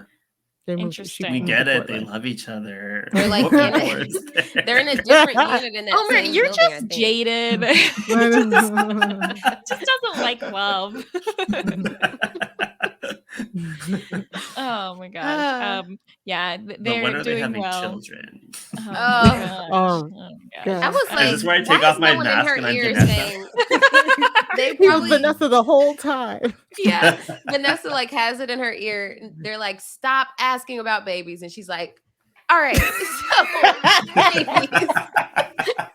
I need this answer. And also as if it was her accomplishment. Like she's the one, getting that oocyte. She really do even said nothing. that her and She's out Nick there like took a harvesting step ovaries. back in these seasons. And that they like haven't been interfering as much or doing as much. Yeah, we know you haven't been doing any hosting. So why do you feel such ownership over these couples? You've had 2 Did y'all love interactions the with. low-key shade that all the couples kept throwing at production? Oh, I They loved made it. us The do fact that it that. was as close to live as they tried to have it. I love that they couldn't cut all of that out. Oh, my producer wouldn't let me use my real name. Like, Yep. so funny. Yep. My producer told me I should go to Mexico. That was actually edited out of order. We went to coffee the next day. That never would have made an edited version.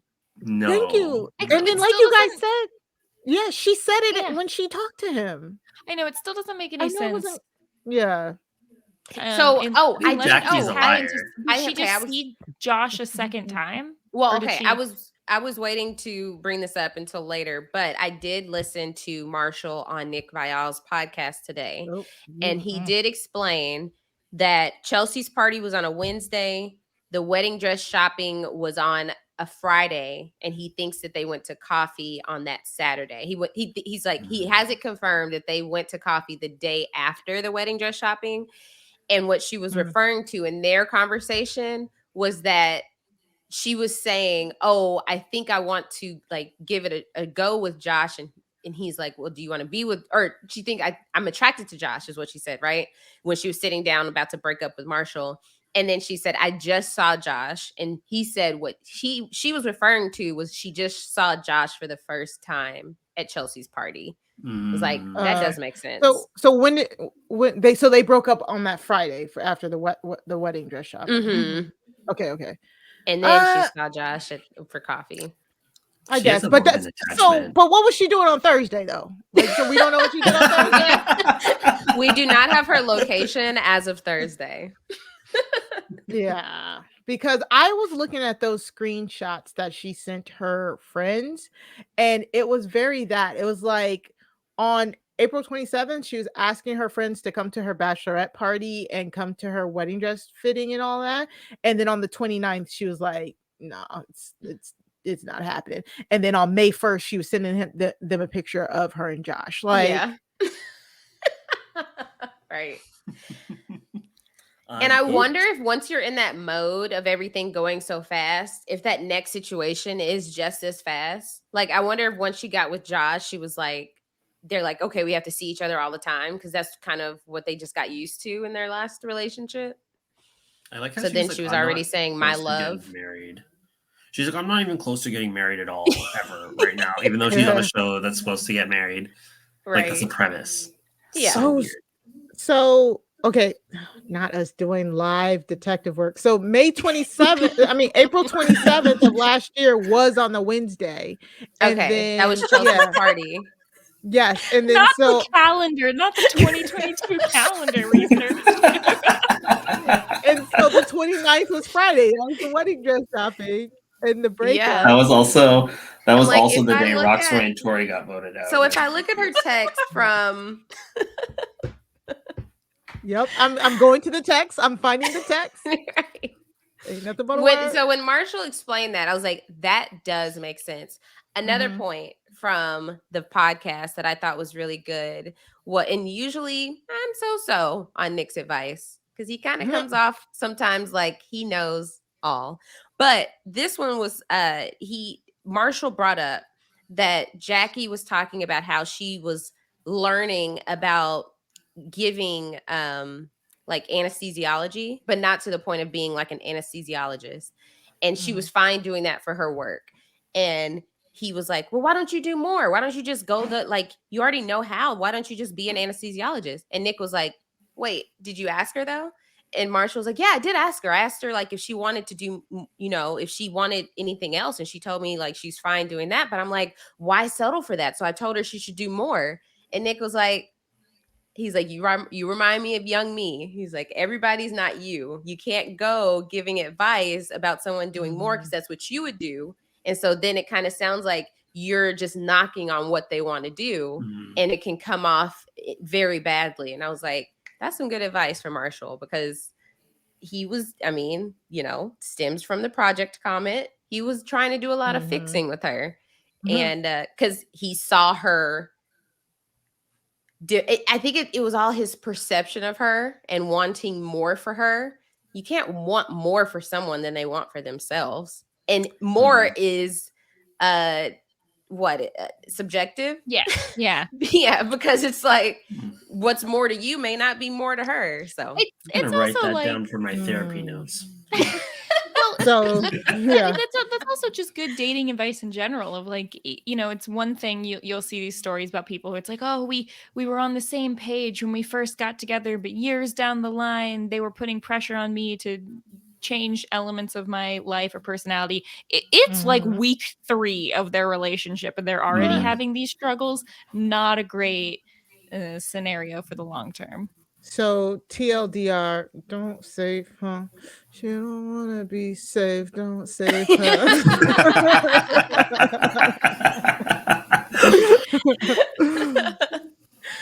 So since we've been talking about Marshall and Jackie and Josh, they do get into the controversy that if you were following the Twitter streets during this season, you kind of were already informed that there were tweets, or not tweets, there were text messages that were leaked. There were various things, which was also my God. another just bizarre moment from Vanessa when she's talking and she's like, oh, what do you mean about that the receipts? What are you talking about? And Jackie's like, well, the text messages that I leaked. And Vanessa's like, oh yeah, we're not gonna talk about those. Like, but why not? That's what we want to see, Vanessa. She wanted to let it pass. She wanted to just be pro Jackie and Josh because they're a success story for her to look at. Forget NDAs. Forget all the things that she said. Like they had to have signed an NDA. Yeah. Kara and Alex could never sign an NDA. Yeah. Kara and Alex. So yeah, they get into the controversy between Jackie and Marshall with various name calling that I think everybody can agree probably not great to just like stoop to those points anyway, no matter how you meant whatever you were saying. Well, it's not even funny. Yeah. It was jabs and trying to return those jabs, but excusing it as playful banter. And regardless of whether or not you felt like this was a situation where we're exchanging playful jabs that then turned more serious, don't resort to name calling, especially when you're using other people's like identities as the joke, right? And then the other one is this is another little therapy lesson here. This is another thing for dating. I don't know why I'm like sitting over here on my single throne, like trying to give out dating advice. But my other piece of advice is that if you really love someone and you disagree on something or you're having conflict, you shouldn't be trying to win the conflict and you shouldn't be trying to fight the other person. If you have an issue, you fight the issue. You don't fight each other. Don't be saving these things. So unfortunately, engineer, therapist, you've got it all. All of it.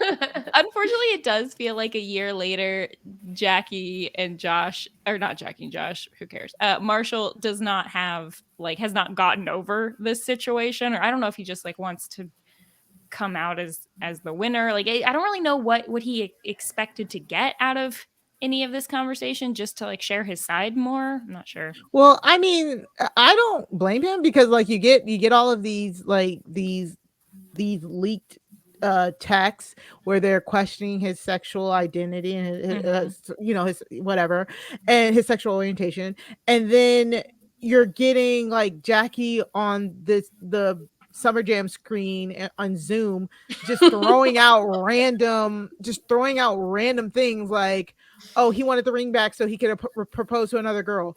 Oh, he called me another derogatory name. Oh, like he did this and that. And it's just like, what are y'all doing here? Like it.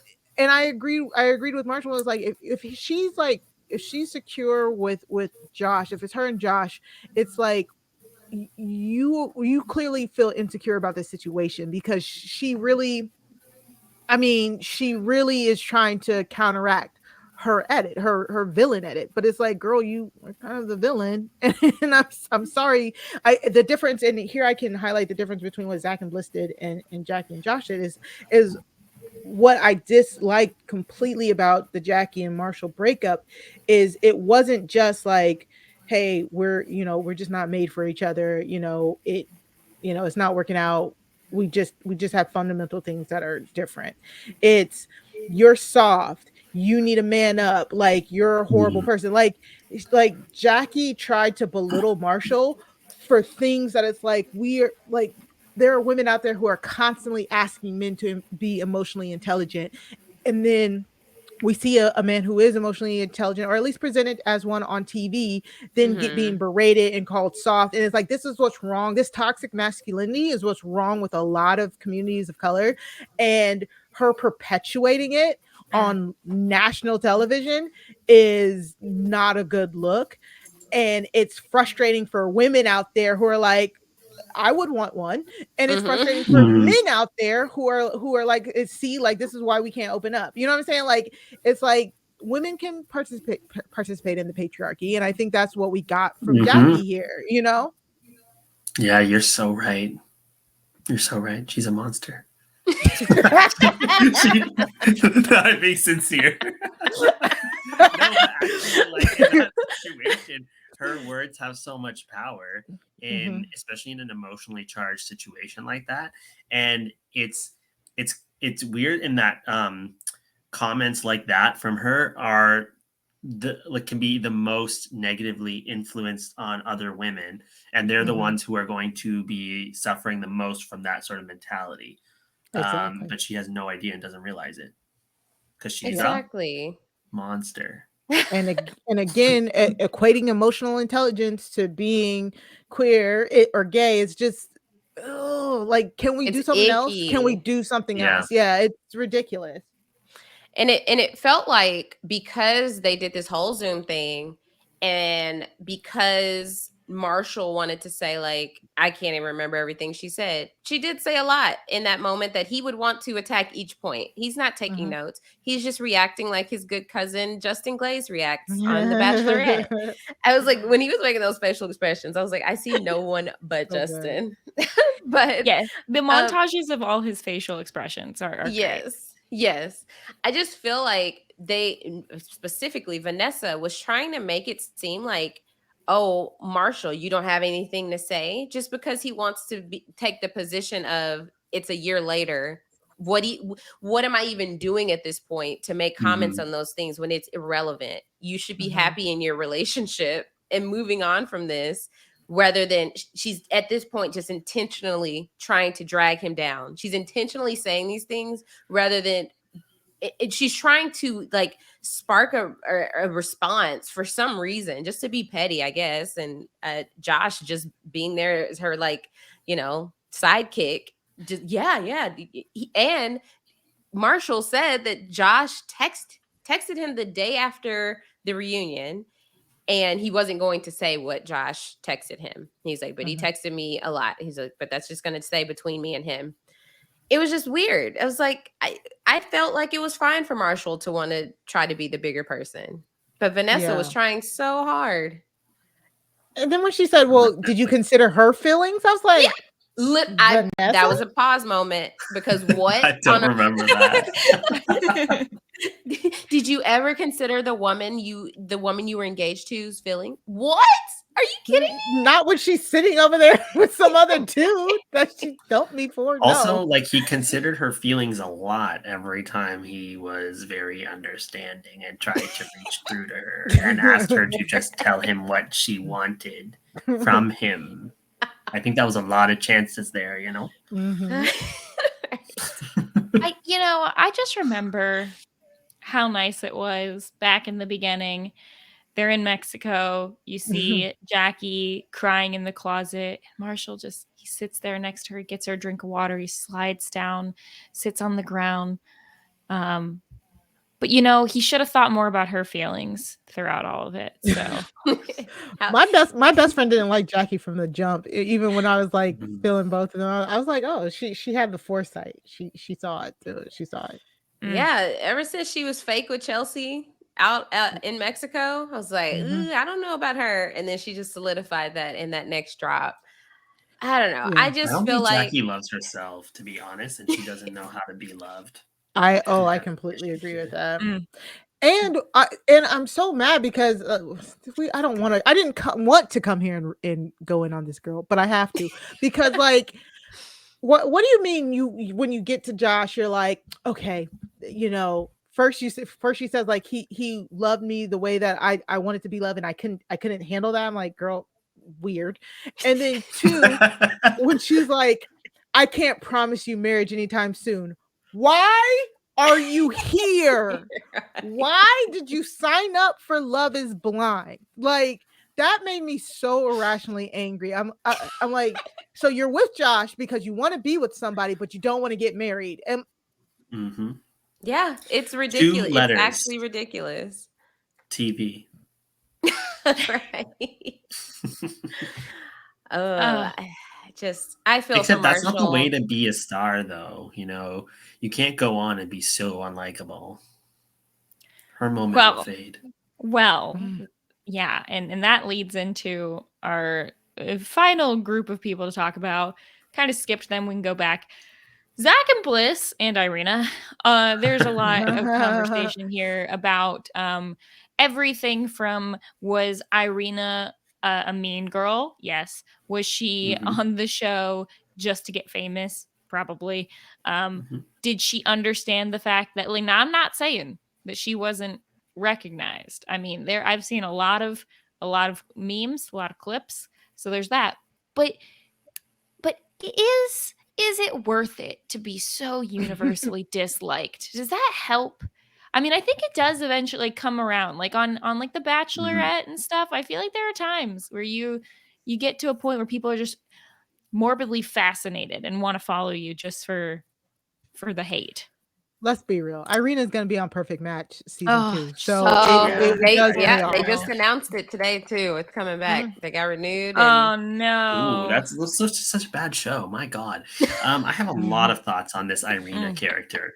Firstly, I think that some people do believe that infamy is better than no-famy. Is that the correct Yeah, term? no for me. But That's a you wouldn't um, know what but no for me is. but I don't think that Irina is self-aware enough to know that she was going to be the villain. I thought she was going to be the funny girl that was like the Mhm. cool chick to be around that everybody would gravitate towards. And I also think that, like Micah, she's extraordinarily insecure, but in a different Mhm. way. Whereas Micah seeks attention and for people to elevate her, and I feel like and often at the expense of others. Whereas I think Irina lashes out to hurt people before she can be hurt by them. Oh, Mm. absolutely. Yes. I mean, yes. Speaking of emotional intelligence, with all the talk about Marshall, I just don't feel like Irina has any, because look at every single time someone is talking to her directly. Her conversation with Micah, where Micah is telling her how she felt about her flirting with Paul during the season. And you wouldn't think that Micah was saying any words to her. It's just blank face. I don't know.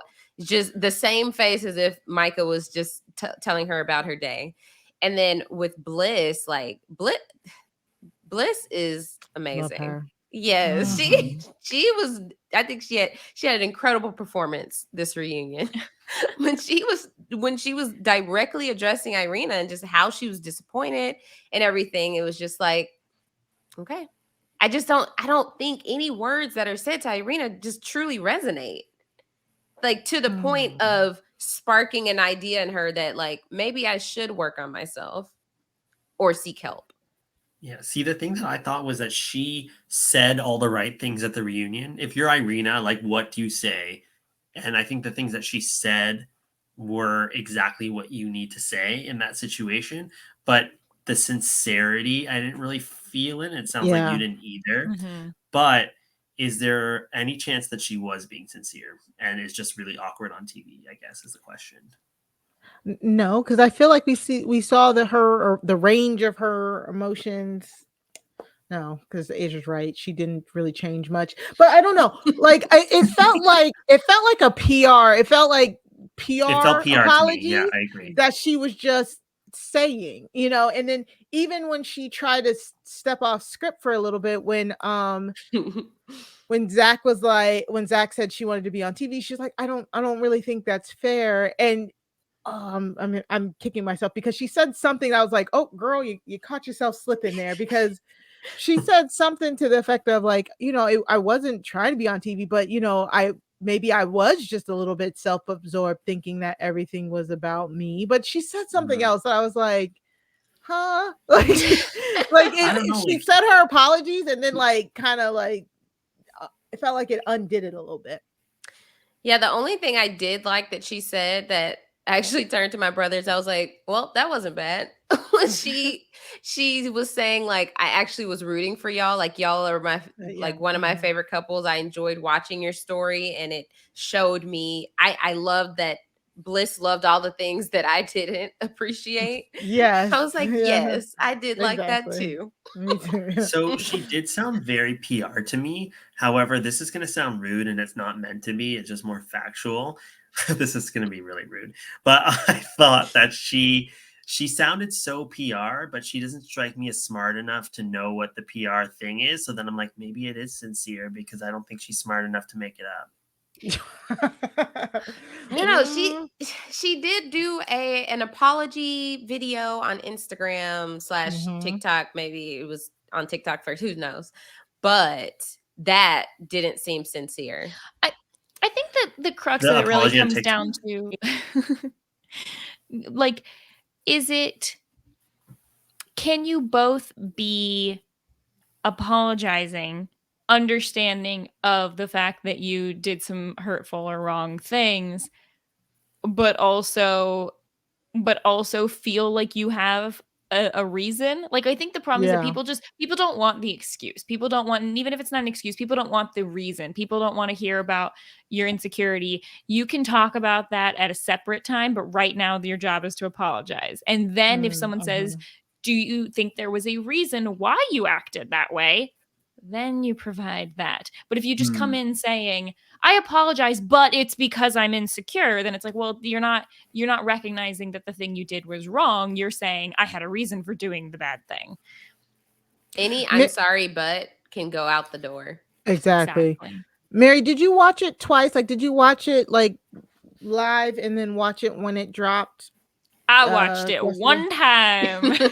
Yeah. Okay. So that's what I was thinking too. I tried to too, except for one of my friends who did watch like half of it live and then watched it after the Monday. She said that they kind of tamped down the booze that Irina got when she first came on. So when Irina first came on and she was doing that, she's like, hold up, I just need to gather myself. Yeah. And you know how the audience was like, I heard the laughter. Yeah, the laughter. Yeah. They booed her at one point, and they booed her during like at least one or two of her answers. And my friend said she thinks that they removed some of them on the playback. Well, and here's the thing. I don't think that it's like, I'm not saying, oh yeah, we need more like public shaming or whatever. Right, true. But for some people, there are people who I think can just convince themselves that they are in the right, and that things that the only way for them to ever realize that they did something wrong is for people to tell them you did something wrong. And if you're just tweeting at someone, you could ignore comments on Twitter. You can not look for yourself. You can just say, oh, they're all internet trolls. Who cares? Or, oh, look at all the, look at all the comments I'm getting. I'm going to assume some are good or whatever. You just kind of, but when you actually see real people boo you, I'm sure it was an extremely emotional reaction for her, a moment for her to say, oh my gosh, I have to face this. So I do, unlike other people who have either chosen not to show up to reunions on these shows or have come in so hot and I guess just like bombastic that like they know that they're not going to apologize, not going to do that. I do appreciate the fact that she like came here to sort of say, look, I'm a team player. I know I was the villain, but I'll sit here, I'll take your booze, and I'll apologize. I will applaud her for that.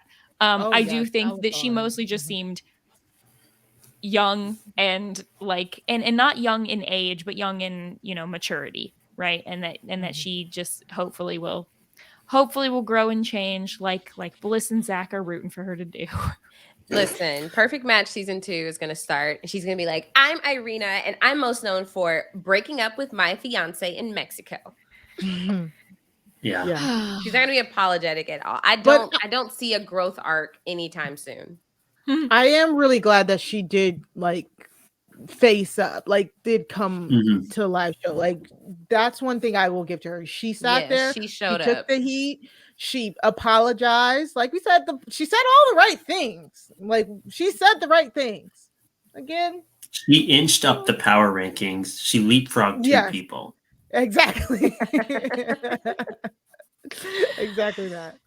Oh gosh. All right. Well, there is a lot there. Is there anything we've missed? Anything else that anyone wants to talk about from the reunion or from the season as a whole? Final thoughts? Well, Micah and Paul.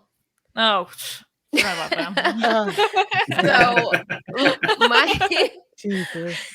I had a huge issue with the way, like, so I know, Omar, you felt right about how she questioned Paul. But what about her confusion? Why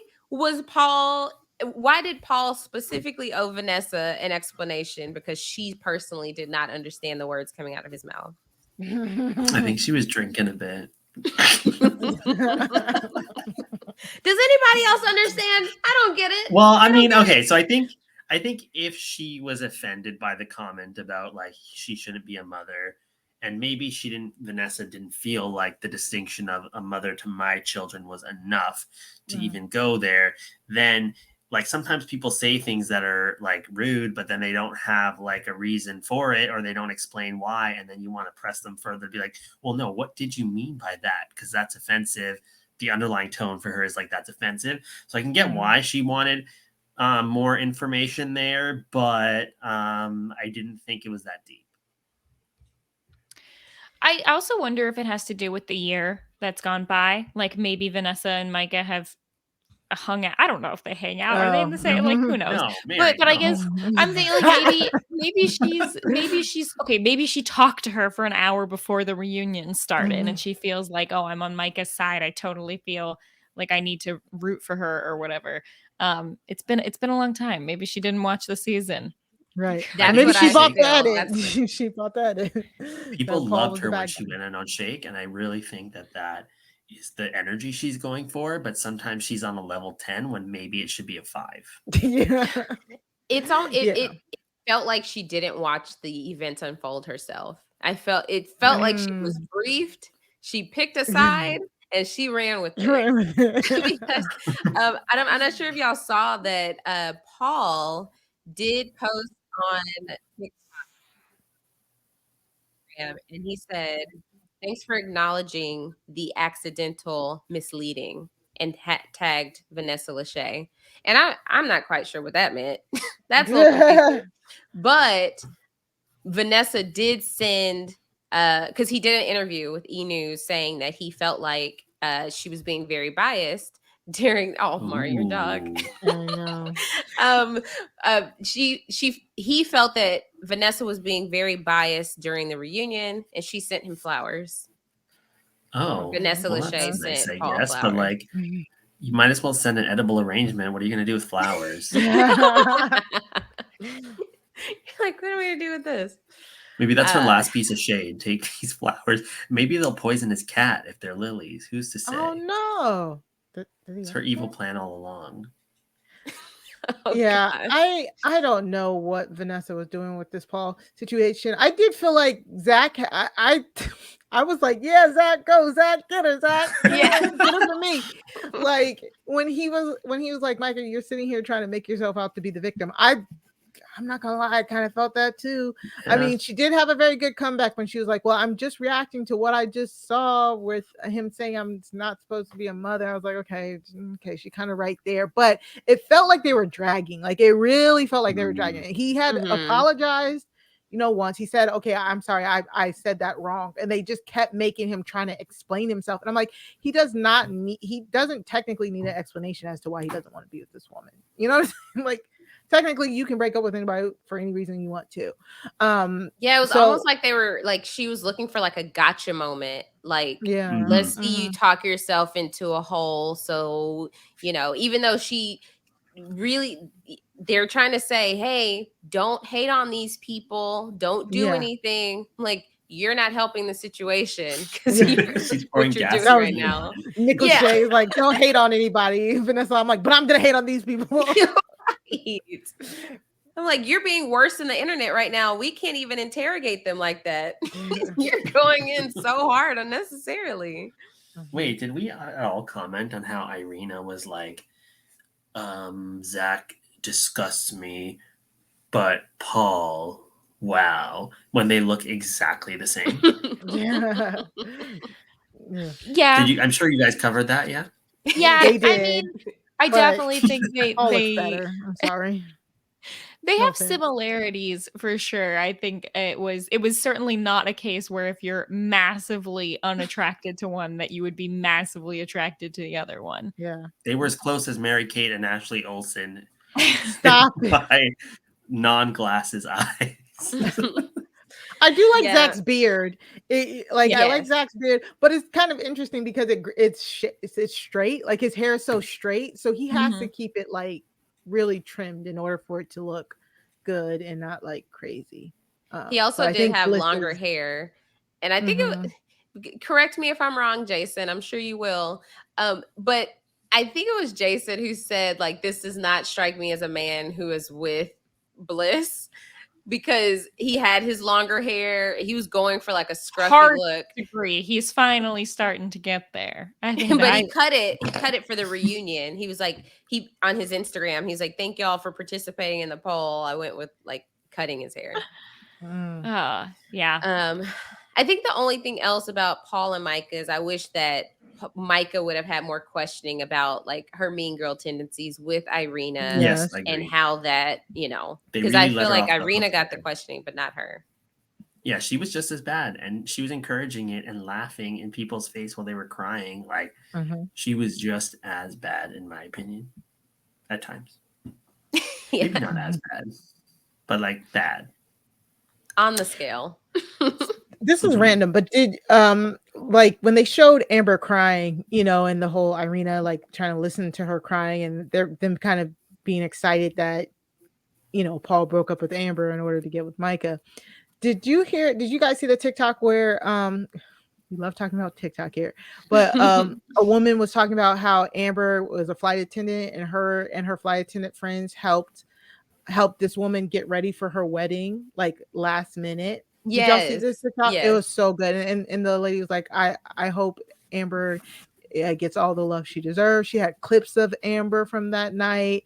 Amber looked like so much fun. Like Amber did a toast for them. Amber was helping her like complete stuff for her wedding. I was like, man, why didn't we get more Amber? It seems so great. We can't have nice things. Yeah. Put her on Survivor 45. Where she can get no edit, yeah. And get voted out before the swap. Well, all right. Am I forgetting any other couples? We need to talk more about Josh. I'm kidding. No, we don't. We're done. There's nothing. Okay. Josh had more screen time in the last 3 episodes of the season than he had in the first 5, which were the ones in the actual pods. That's so true. And that's a great point, because when they showed the Josh and Jackie pod interaction, it was like they were trying to, like, again, they're on their side. They're like trying to confirm, see, they had a connection. It's like, but you didn't show this. Why didn't you show this to us during the pod dates?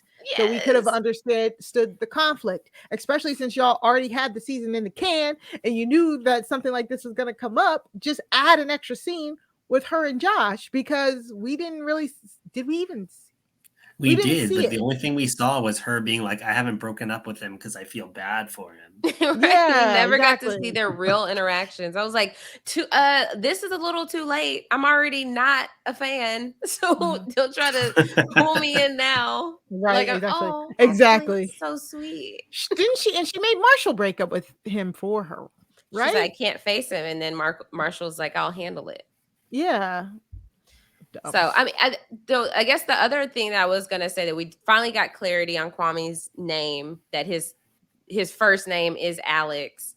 And, you know, he was toying with going, even though he's always gone by Kwame, that he was toying with going by Alex. And I've seen a lot of discourse out there. People either like, what's the big deal? Or people are feeling how I feel. I just don't think that there's just a lot more to it that's nested underneath that than simply a name. Like when he said that he couldn't take his prom date, that explained a lot.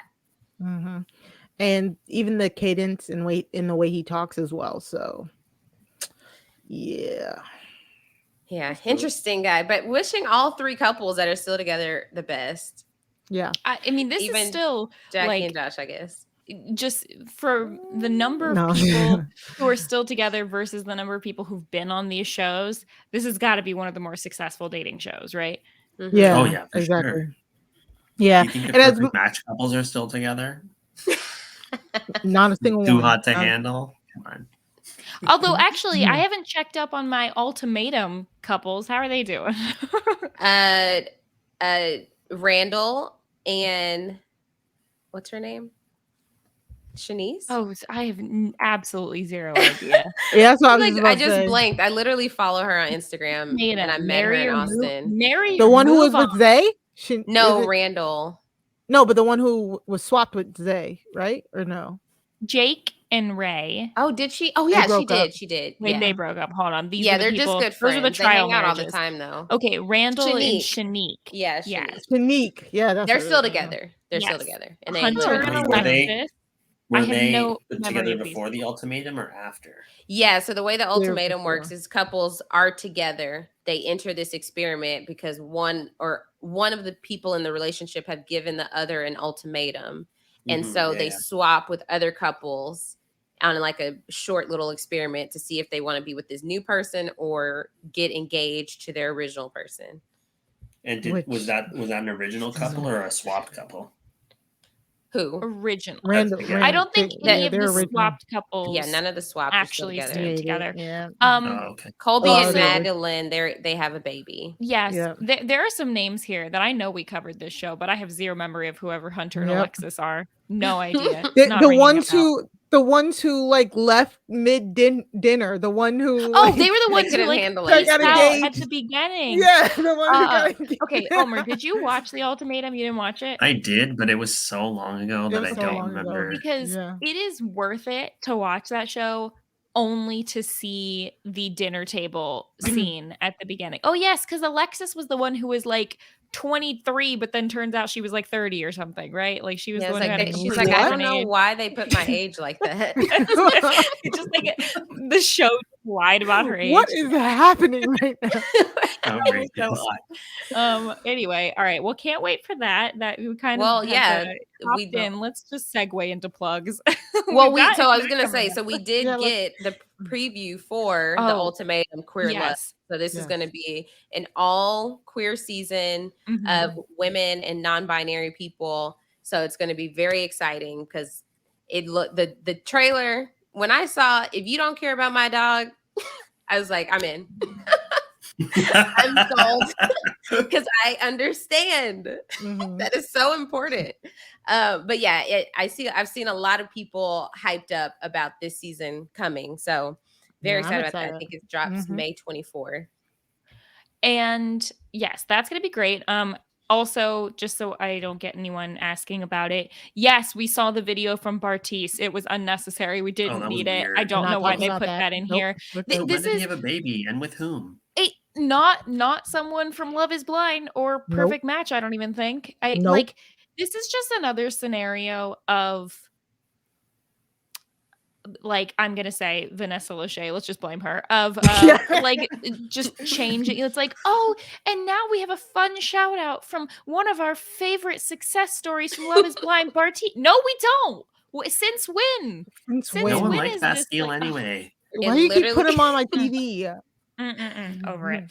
Mhm. All right. So yes, that ultimatum coming up. Excited about it. and we will be covering it. I guess We we will be haven't said covering that. We that. will be covering it. Yep. So Yep. stay tuned. Yay. Stay tuned for that. All right. Well, thank you both for joining us, Mari and Omar.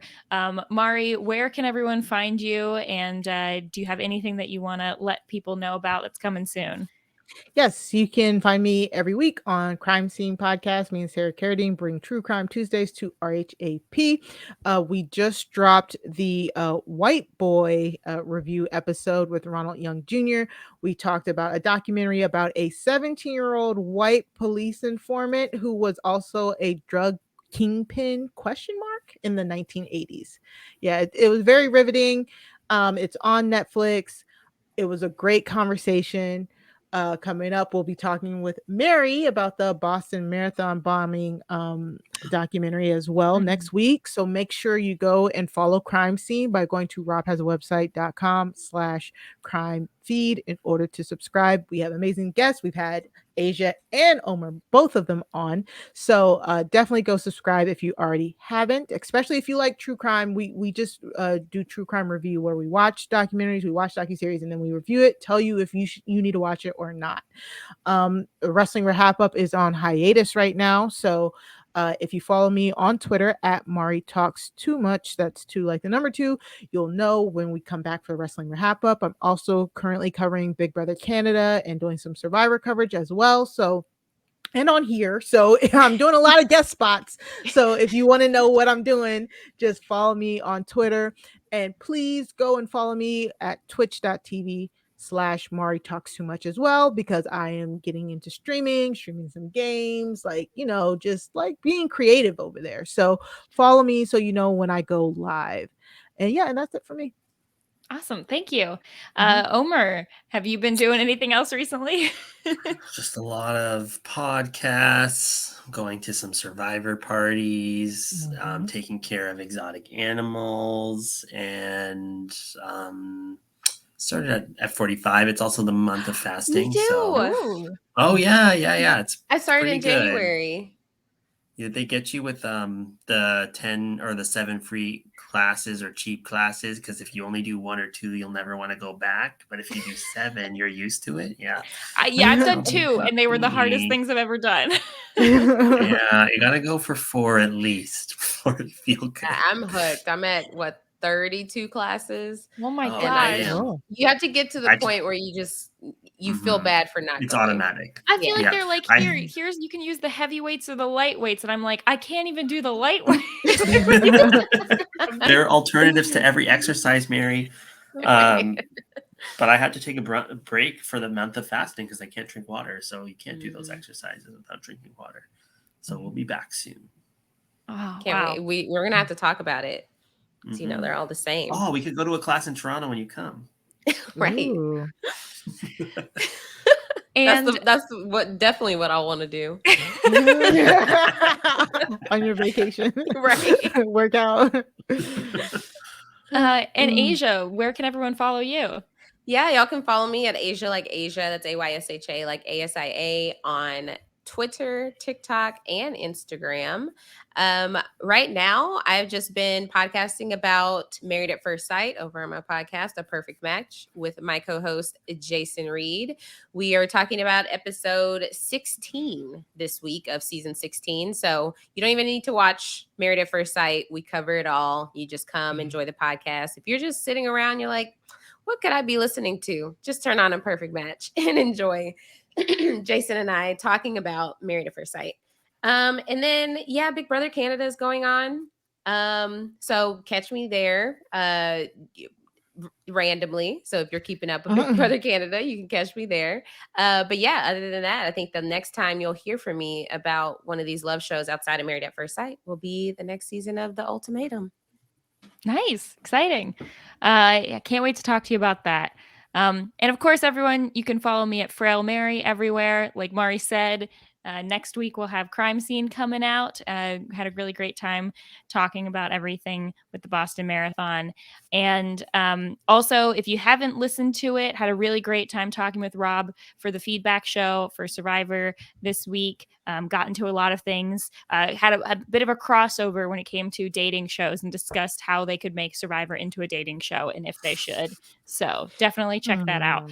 And I think I'll also be on the Big Brother Canada 11 episode recap on Thursday this week. So, and of course, Kowski Cast. So Kowski Cast with a K is going strong for Riverdale's final season. Kirsten and myself have been covering that, and there's a light at the end of the tunnel with this show. So we're really excited about that.